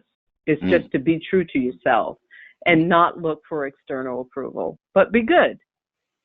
Yeah. Well, thank you, Diva. I just want to add one little thing that you said it, but then you kind of said some other stuff.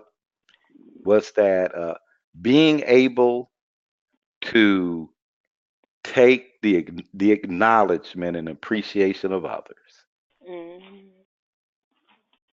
Ronnie, I'm not going to take up time. That's something that you and I have been going back and forth on. But I do acknowledge. I do accept No. I acknowledgement, didn't say and I that think you did. No, no, I no, just no. said that. No. I You just meant brought at it a up. different. I just meant at You a brought it different up, and that level. was okay, Ronnie. You brought it up, and I'm not going to let you go on it. I'm relinquishing.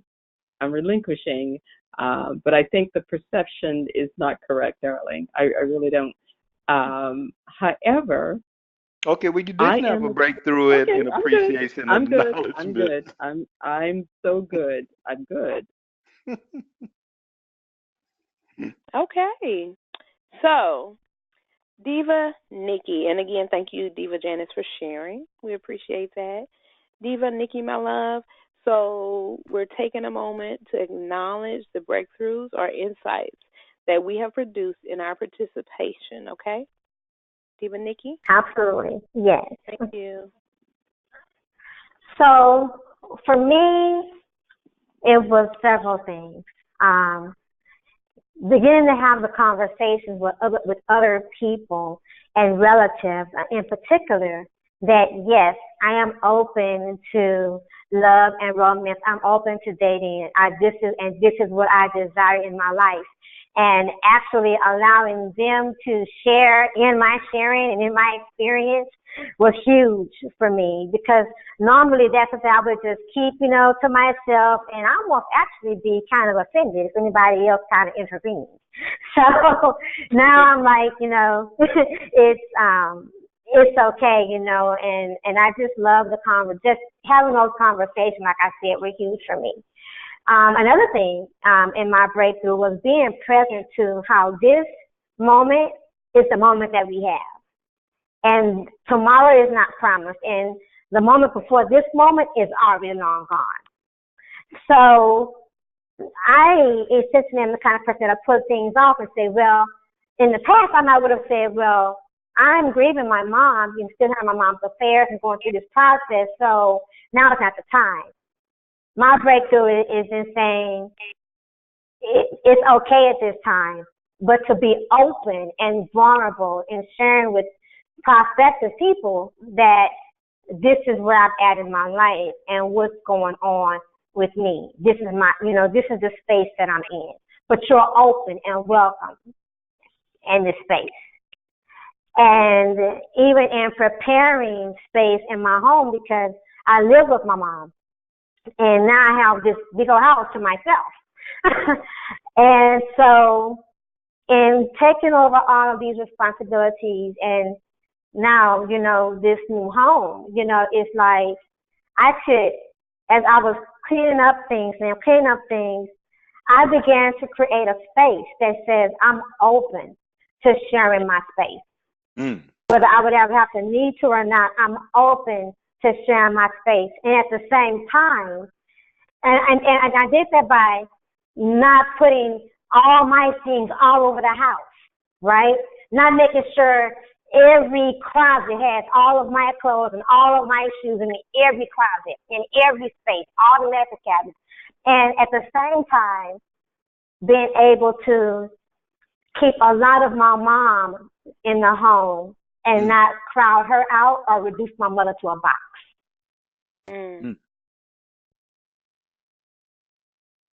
Wow.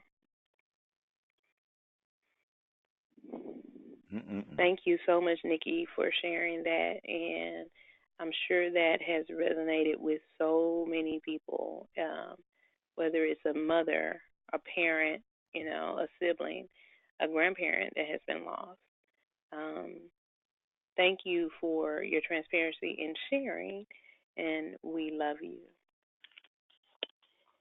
So, no, indeed. Yeah, and I just wanted to also acknowledge, Nikki, that you have been way more open. Yep. Yeah, and you shared a lot. This is true. But I just want to say that this particular one, and I'm gonna blame it on Jen. You had just been way open, way open, and powerful in the process. Absolutely. Thank you. Thank you.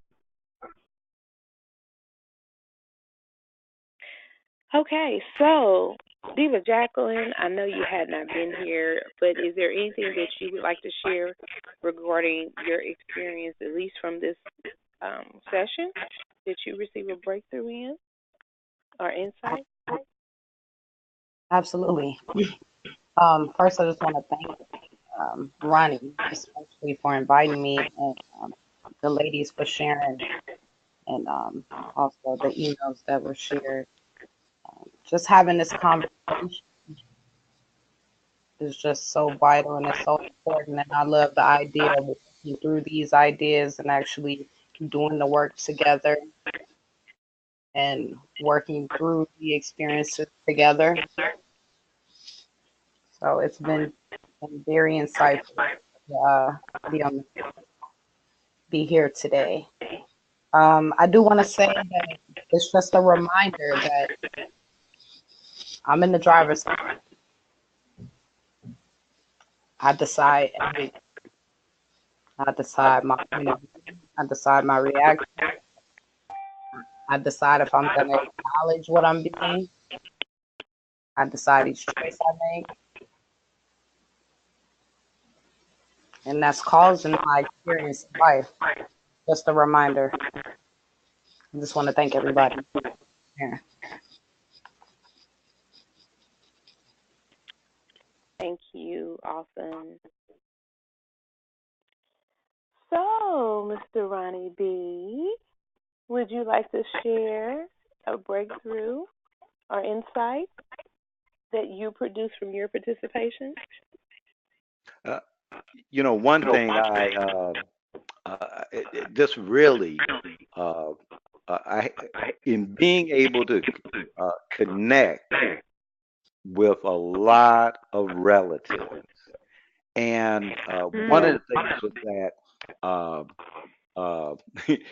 I like to say that I have two dads.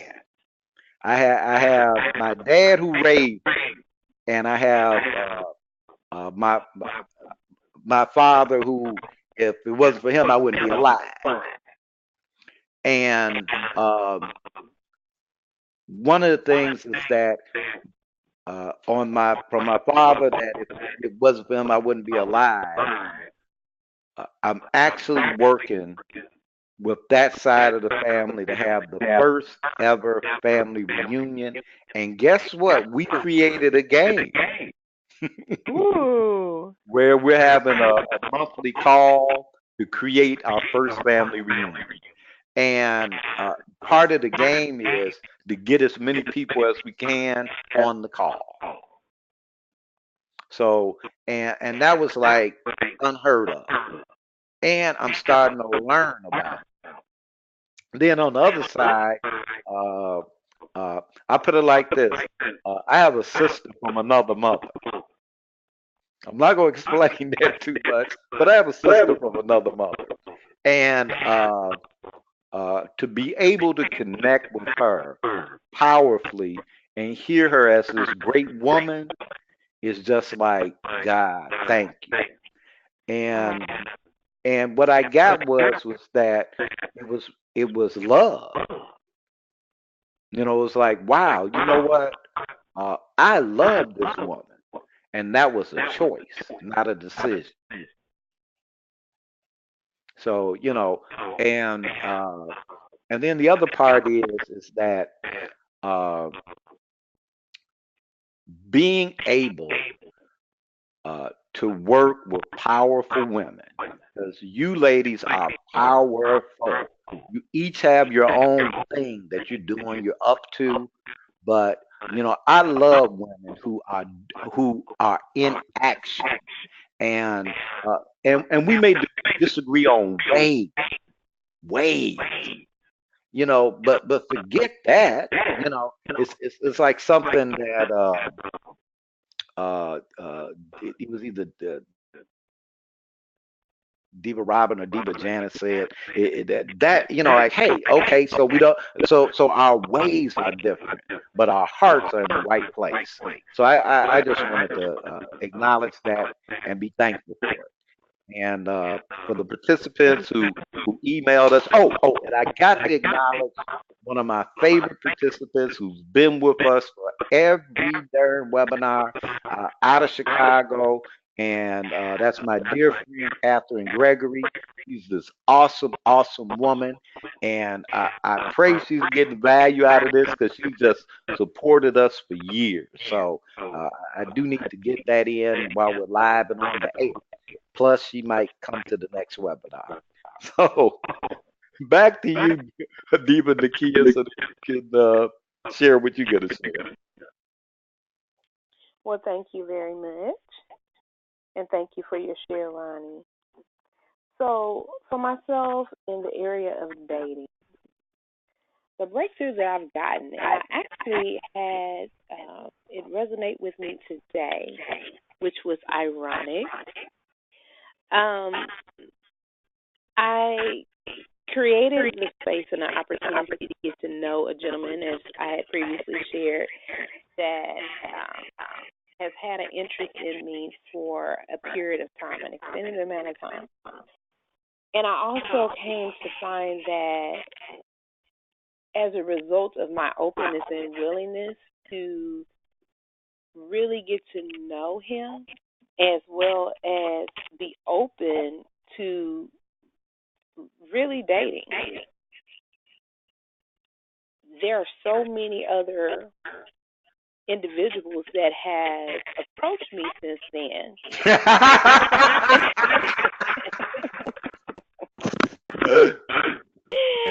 And it gave me an opportunity to really reflect and be like, I have quite a few options. Hallelujah. Hallelujah. I'm just picturing you going up to these guys and saying, "Hey, you're an option." Well, no, they're actually coming up to me, and I'm like, "Oh, that's an option. I can actually consider you." That's great. Really great. And it's like, well, what attributes do you have that would, allow me to really desire to get to know you?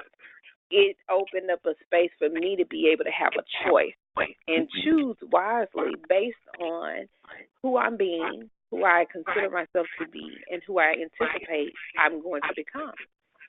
And I also came to realize that with this particular person that I've been engaging with and interacting with, it's like, are you really who I would desire to be with? Are you being the person that I could see myself being with long term?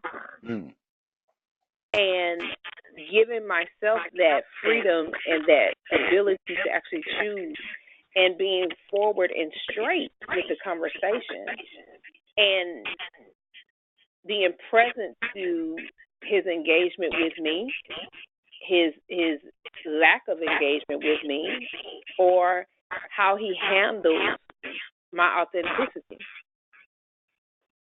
And so that is enlightening for me because there's no weight on me because I'm being exactly who I am choosing to be. And I'm letting him know this is acceptable, this is not acceptable. So I'm in a good space.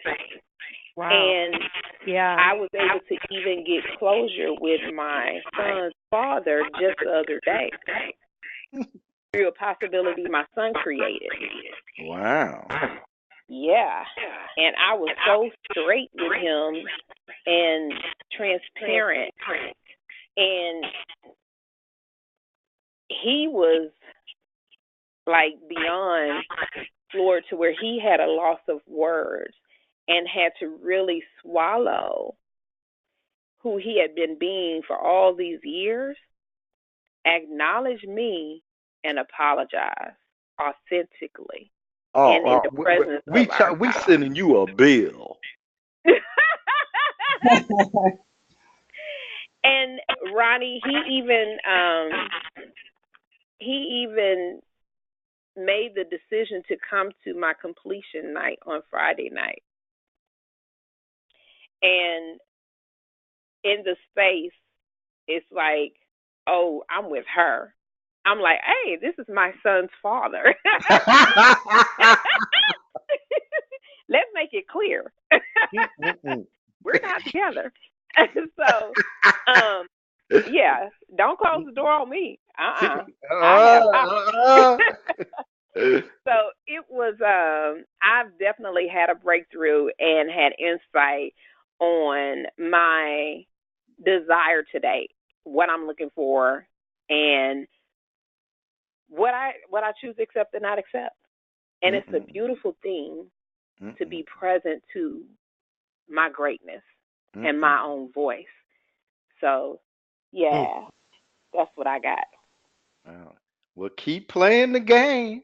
Keep I'm playing the playing. game. Like Robin said, don't make it heavy. Don't make it significant. Just enjoy your game. Wow. I'm That supposed is to awesome. enjoy this ride. I'm gonna Love really that. Good for you. Robin, like, you better get Robin, ahead. we might have to start screening these guys. Oh yeah, let's do. Yeah, we have to go through us first now. I am We totally can on make that a board with game. that. I am totally on board with that, making sure they're good enough. Absolutely, because one guy was like, "Ooh, I need you to get back, quit having a conversation with me. Let me let you on out the door." So anyhow, I want to thank everyone for sharing and really being transparent and authentic with their breakthroughs, and really being present to the greatness of who you each are individually and who we are collectively. It's been gorgeous. We are a powerhouse to be reckoned with, and our listeners know it. And by them doing the work and taking action in their own lives, it just further solidifies the need for this work, the greatness that we have to offer to so many people who can be touched, moved, and inspired by the value that we bring, especially if they do the work. So, let's look at our structures for existence. And we have a couple of ways for you to stay in the conversation by registering for our next seminar, Living Wealthy, The Basics, Money, and Freedom, Sunday, May 20th of 2018 from 5 p.m. to 7 p.m. Diva Janice, how can we be in your world? Because it is a powerful place. Thank you, Diva Nikia, for asking. They can be in my world by contacting me at www.power4now.com. Once again, that's power4now.com. And I look forward to interacting. Thank you. Indeed. So, Diva Jacqueline, tell us about your book and how we can be in your world. It is a beautiful place. It definitely is. My book is called The Black Experience, Transform the Story Your Mind Writes. And it's about my journey into self-discovery, self-realization. I wanted to stop the negative thoughts that were going on in my brain.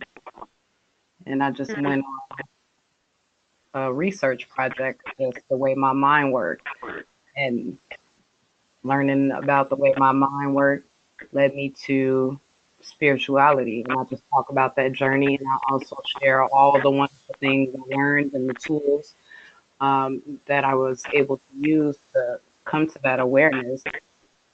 And so I've been getting some wonderful reviews about it. I really feel like it's really authentic with my approach as far as, because I do use my own life as a reference to be an example to some of the revelations that I have. But,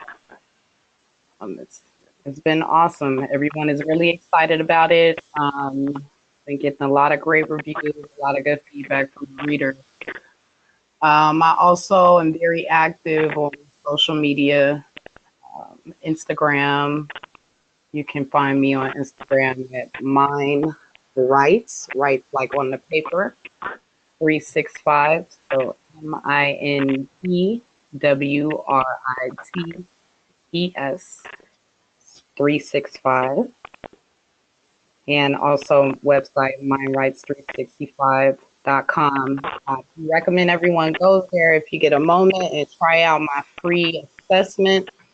It's a quick little fun quiz I made just to give you an idea of the kind of story your mind is writing, because I believe that we all are writing a story with our perception and our point of view. And first, you must become aware of the story you're writing in order to transform it. So, thank you for providing me the opportunity to share with you guys today. Absolutely, and thank you so much for sharing. Absolutely. Wow. So, now for my lovely diva, Nikki, we know that she has a wealth building program, and you can visit prosperousdivas.com/future-wealth or email her at currencytrader@prosperousdivas.com. And I would like Nikki to share with us any additional information and ways we can reach her and programs she has on her plate. Absolutely. Thank you, Diva Nakia. You can connect with me on Facebook, Narcissist Nikki Chaplin. You can also connect with me on Twitter as Miss Entrepreneur Nikki, and the same Instagram, Miss Entrepreneur Nikki.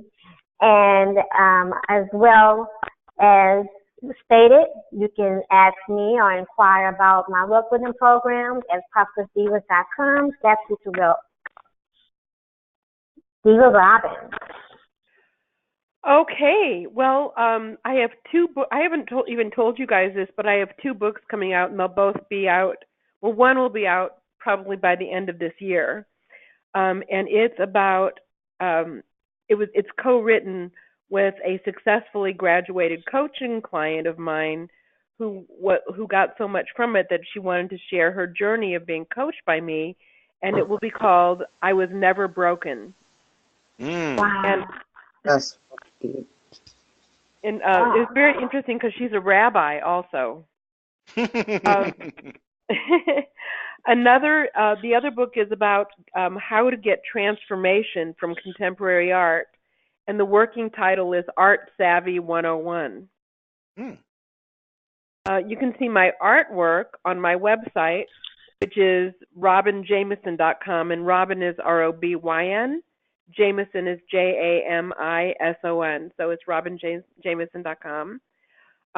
My email address, the easiest one, is Robin, ROBYN, artist @gmail.com, and I would love to talk to anyone who's interested in being coached or in my artwork.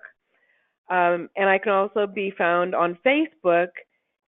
On Facebook, I'm Robin Goldfarb Jameson. Goldfarb was my maiden name, so it's ROBYN, G as in gold,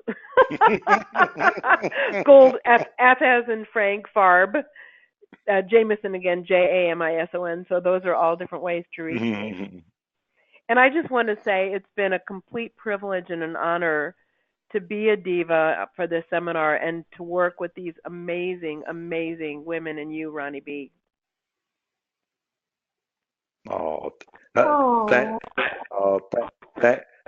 have to thank all you ladies for putting up with me. Oh, God, it's been great. Well, thank you all for sharing. And this is the Empress of Faith, Nakia. I can, as usual, be reached at appointedtimeforyou.com. So, tonight's Prosperous Divas, Robin Jameson, Janice Hollis, Jacqueline B., Nikki Taplin, and myself, Nakia Franklin. Co-leader, Ronnie B., courtesy of the Old Grumpy Radio Network. Please enjoy the performance at the end of the seminar tonight. And always remember, Prosperous Divas, prosperity is a mindset that can be created by anyone. Peace, love, and blessings. We're out.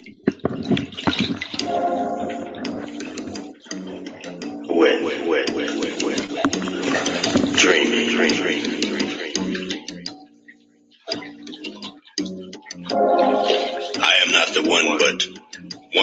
one son sent here by my father. Spill my thoughts like water. And if I can get at least one of you in here to sip this liquid light I'm dripping, then that means I'm getting in wherever I'm fitting in this poetic class system, caste system, deep blue sea. I didn't even choose the name, y'all. The name chose me, so now I be multiple personality existing in duality. Taking this skin I'm in four spins to reality. I'm kind of frustrated by life's aesthetics and brutalities, but I'm glad I've got a gift to release true, or else I'd be a can of whoop-ass mentality. Sometimes I feel like more of an outcast than the boys from ATL. Sometimes my own mama don't relate to me too well, and I spent 8 months short of 9 doing fetal meditation time in her amniotic swell cell, sucking on my fingers before they even had nails. From the same watery womb as Neptune, I use sonar to detect kindred spirits and deflect doom and damnation. I'm a foreign constellation, having fallen into an aquatic situation, somewhat like a cetacean, propelled by fluke and fin, releasing massive glass of liquid light and the dark gas. I reach only to speak and dive down deep with the assistance of current eye creeping and vibe all day with black-skinned mermaids, African sea queens, liquid love slaves, gliding through heaven's halo rings on the backs of jet black stingrays. I'm no whale or dolphin. I'm thought enclosed in a cranial cave submerged below brain waves, too deep for some to swim with. Minds occupied by dumb shit, can't get with this. Minds occupied by their own dumbness, can't even hold their breath in concentration long enough for the inflation of consciousness. If he's a fisher of men, where are fish? Folks in search of happiness and the fulfillment of wish. The greatest wish of all ghetto-born fish is equality and reparational bliss. But do you really think they're going to give us reparations? The ones that owe it to us are trying to build space stations and playstations to keep us distracted while they laugh at how many cases of AIDS you've contracted. We're the favorite food fish for all special occasions like exploitation, degradation, segregation, brutalization, Miss Everest boy type experimentation, and dirty southern Caucasian cotton plantations. Stuff like that made us vicious, mad fishes, wishing for stuff we never had. Fish, blowfish, crack, smack, blowfish, dogfish, oldfish. Spirits like that don't want to evolve into a new astral species. They rather flew where they live with the fumes from feces. There must first be evolution. There must first be evolution. There must first be evolution before revolution. Somebody boil some water because we need some esteem. Take that red pill and wake up from a dream. Follow your spirit, not your appetite for cream. Touch that fish next to you. You might be having a wet dream, wet dream.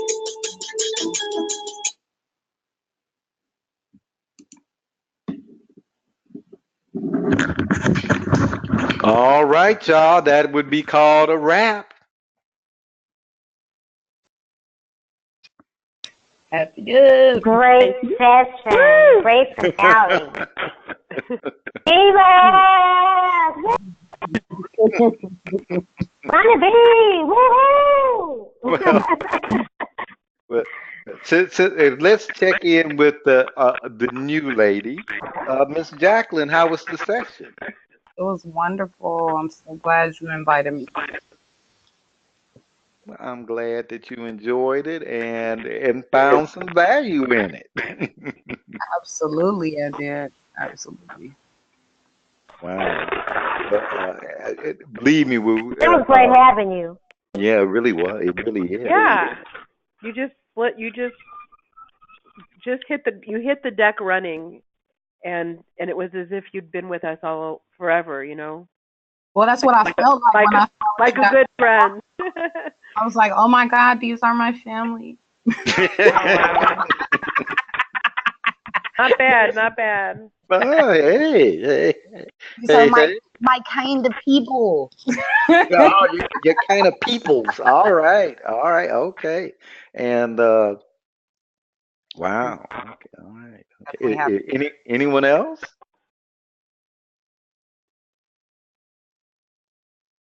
Just thanks. Okay, It all right. seems like sometimes it seemed like it was really long, or like it's been a really long time. Like it seems like since we started this series, it was like a really long time ago, and then it also seems like it was yesterday. Mm. Yes, it does. It's some. I know how you feel, Robin. It's like it's some. It's only been, when I look, 6 sessions, which is not a lot of sessions, and but it seems like it was like a 10 session seminar. Yeah. I think a lot of that was one, how deeply you ladies shared and the content, because the content, I'll just say in and of itself, has value, but the way you ladies share made the difference because of all the authenticity, and you know. And then each of you have your own complete personality, which is great because people are have different personality. They're in different places. They do different things, and each of you ladies was able to speak into. There's somebody who heard you you were the person for them. Mhm. Like when I think it was a session or two ago when the couple wrote in uh for something that Janice said, and they said, well, look, the guy said, I'm taking 100% responsibility for the relate, not 50, 100. And from and then the Sunday school teacher Mhm. who said, Yeah. "Hey, I kind of like what Diva Nikki is doing with that Divine Mind Prosperity Blaster and assignment. How can I incorporate that into my Bible study where they're using whatever I'm teaching, uh, you know, uh, uh, during the week?" So, just never know. It was just really, let me shut up. Anybody else? Chirp, Stephen chirp. Nikki, True, true. I want to say that I love the space that we as individuals coming together in unison have created for our listeners, but more importantly, for each other and ourselves. Because if we can't do it for ours, if we don't create the space for ourselves first, it would roll over into the participation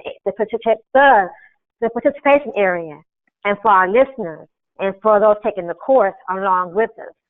So I want to thank each and every last single one of you all, Ronnie being a kid for being there from the beginning, but Diva Robin and Diva Janice, when you came in and you helped that space as well. You helped the flow, and you've been along with the flow, which in turn helped the space and added to the space. And the same thing with you, Diva Jacka, coming in on on the finale, No. and then still you owned your space, but you added to the space that was created, which created an even more safer place and space for us to be who we are and who we're becoming and who we have become. Okay, yeah, I'm done. Wow.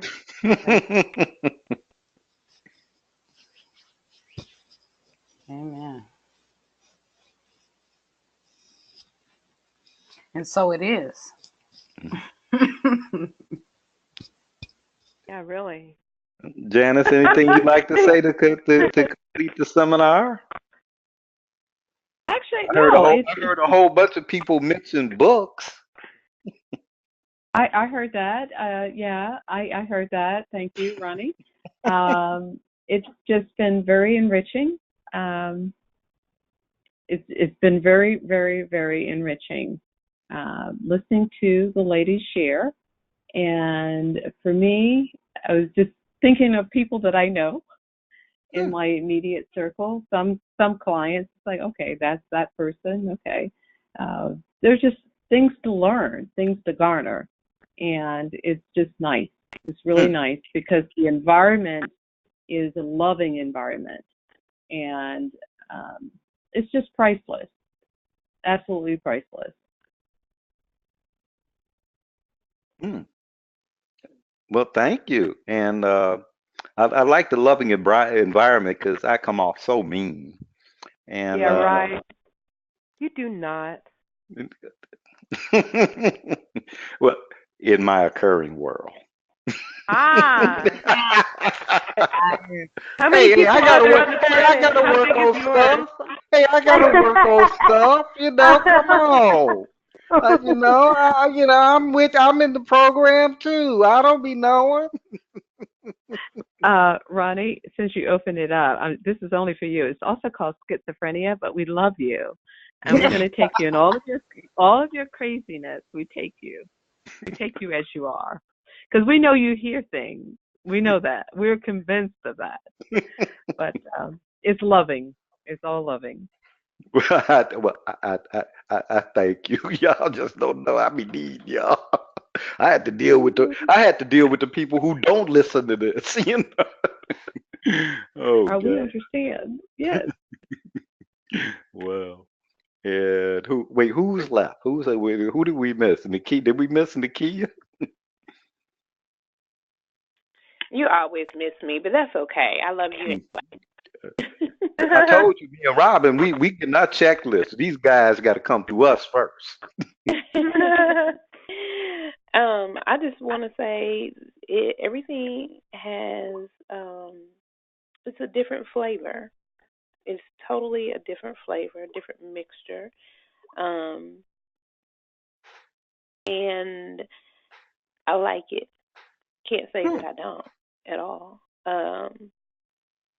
It's definitely a new adjustment because there's more voices, there's more names for me to remember and to distinguish between voices. So, but yeah, it is actually taking a different turn because there's more independent sharing versus just staying with the script. So, and each person's personality truly stands out. Yep, that's it. Wow. Okay, got that. And um, I really, I want to acknowledge that, uh, as we said early in a couple of sessions, that our work is like the work of a scientist, where we have some basic assumptions, we know some things work, but it's when you start experimenting. And I want to acknowledge Janice because Janice had us experiment and had us trust the content. And that was a stretch, because it's like, hey, there would, as something that was said earlier, there's nothing to fix because you were never broken. Oh, the book. I was never broken. Yeah, yeah. So, and the basics of all we do is that you're already whole and complete, filled with love and joy, and there are barriers to your experience of that for yourself. And that's because of the filters we create and the complaints and stuff, and I'd have to go on forever. But we start with the basic foundation. And we're not saying it's the truth. We're just saying that this is how we work, how we run this experiment. And the experiment we run is that you're already whole, complete, filled with joy and love, and that there are barriers to your experience. And once you're able to see those barriers and they're revealed, then you have a choice. You may like the barrier. The berry, you might say, "Look, I'm getting juice out this berry. I don't want to know. I'm in that fish bowl with that dirty water. Don't put me in that clean water. I might have to make an adjustment, and I don't want to, Mm. and that's okay. And for those who choose, and because we do have a distinction around decide and choose, and I'm just going to say that choosing is a more powerful place, and that's my assertion. So, just really, and I'm going to say that the experiment expanded. Jacqueline got added to the mix. And Jacqueline had a major part in this last session. We didn't know what she was going to say or do, and this has been a breakthrough seminar in the whole design of our seminar. Because, we did this seminar last year, and this is not that seminar. This is not that one. So, I just want to thank y'all, and I do love y'all, and Jacqueline, tell Dad that we did good, and You will. and well, that's all I have, you ladies, and glad y'all were here, and I will, of course, get everything to y'all so y'all can listen to yourselves and share and do that. And I just want to say, go forth, multiply, and I love you. Love you too. I like Jesus. Yeah. Have a great Hugs and kisses. All right. Bye-bye, y'all.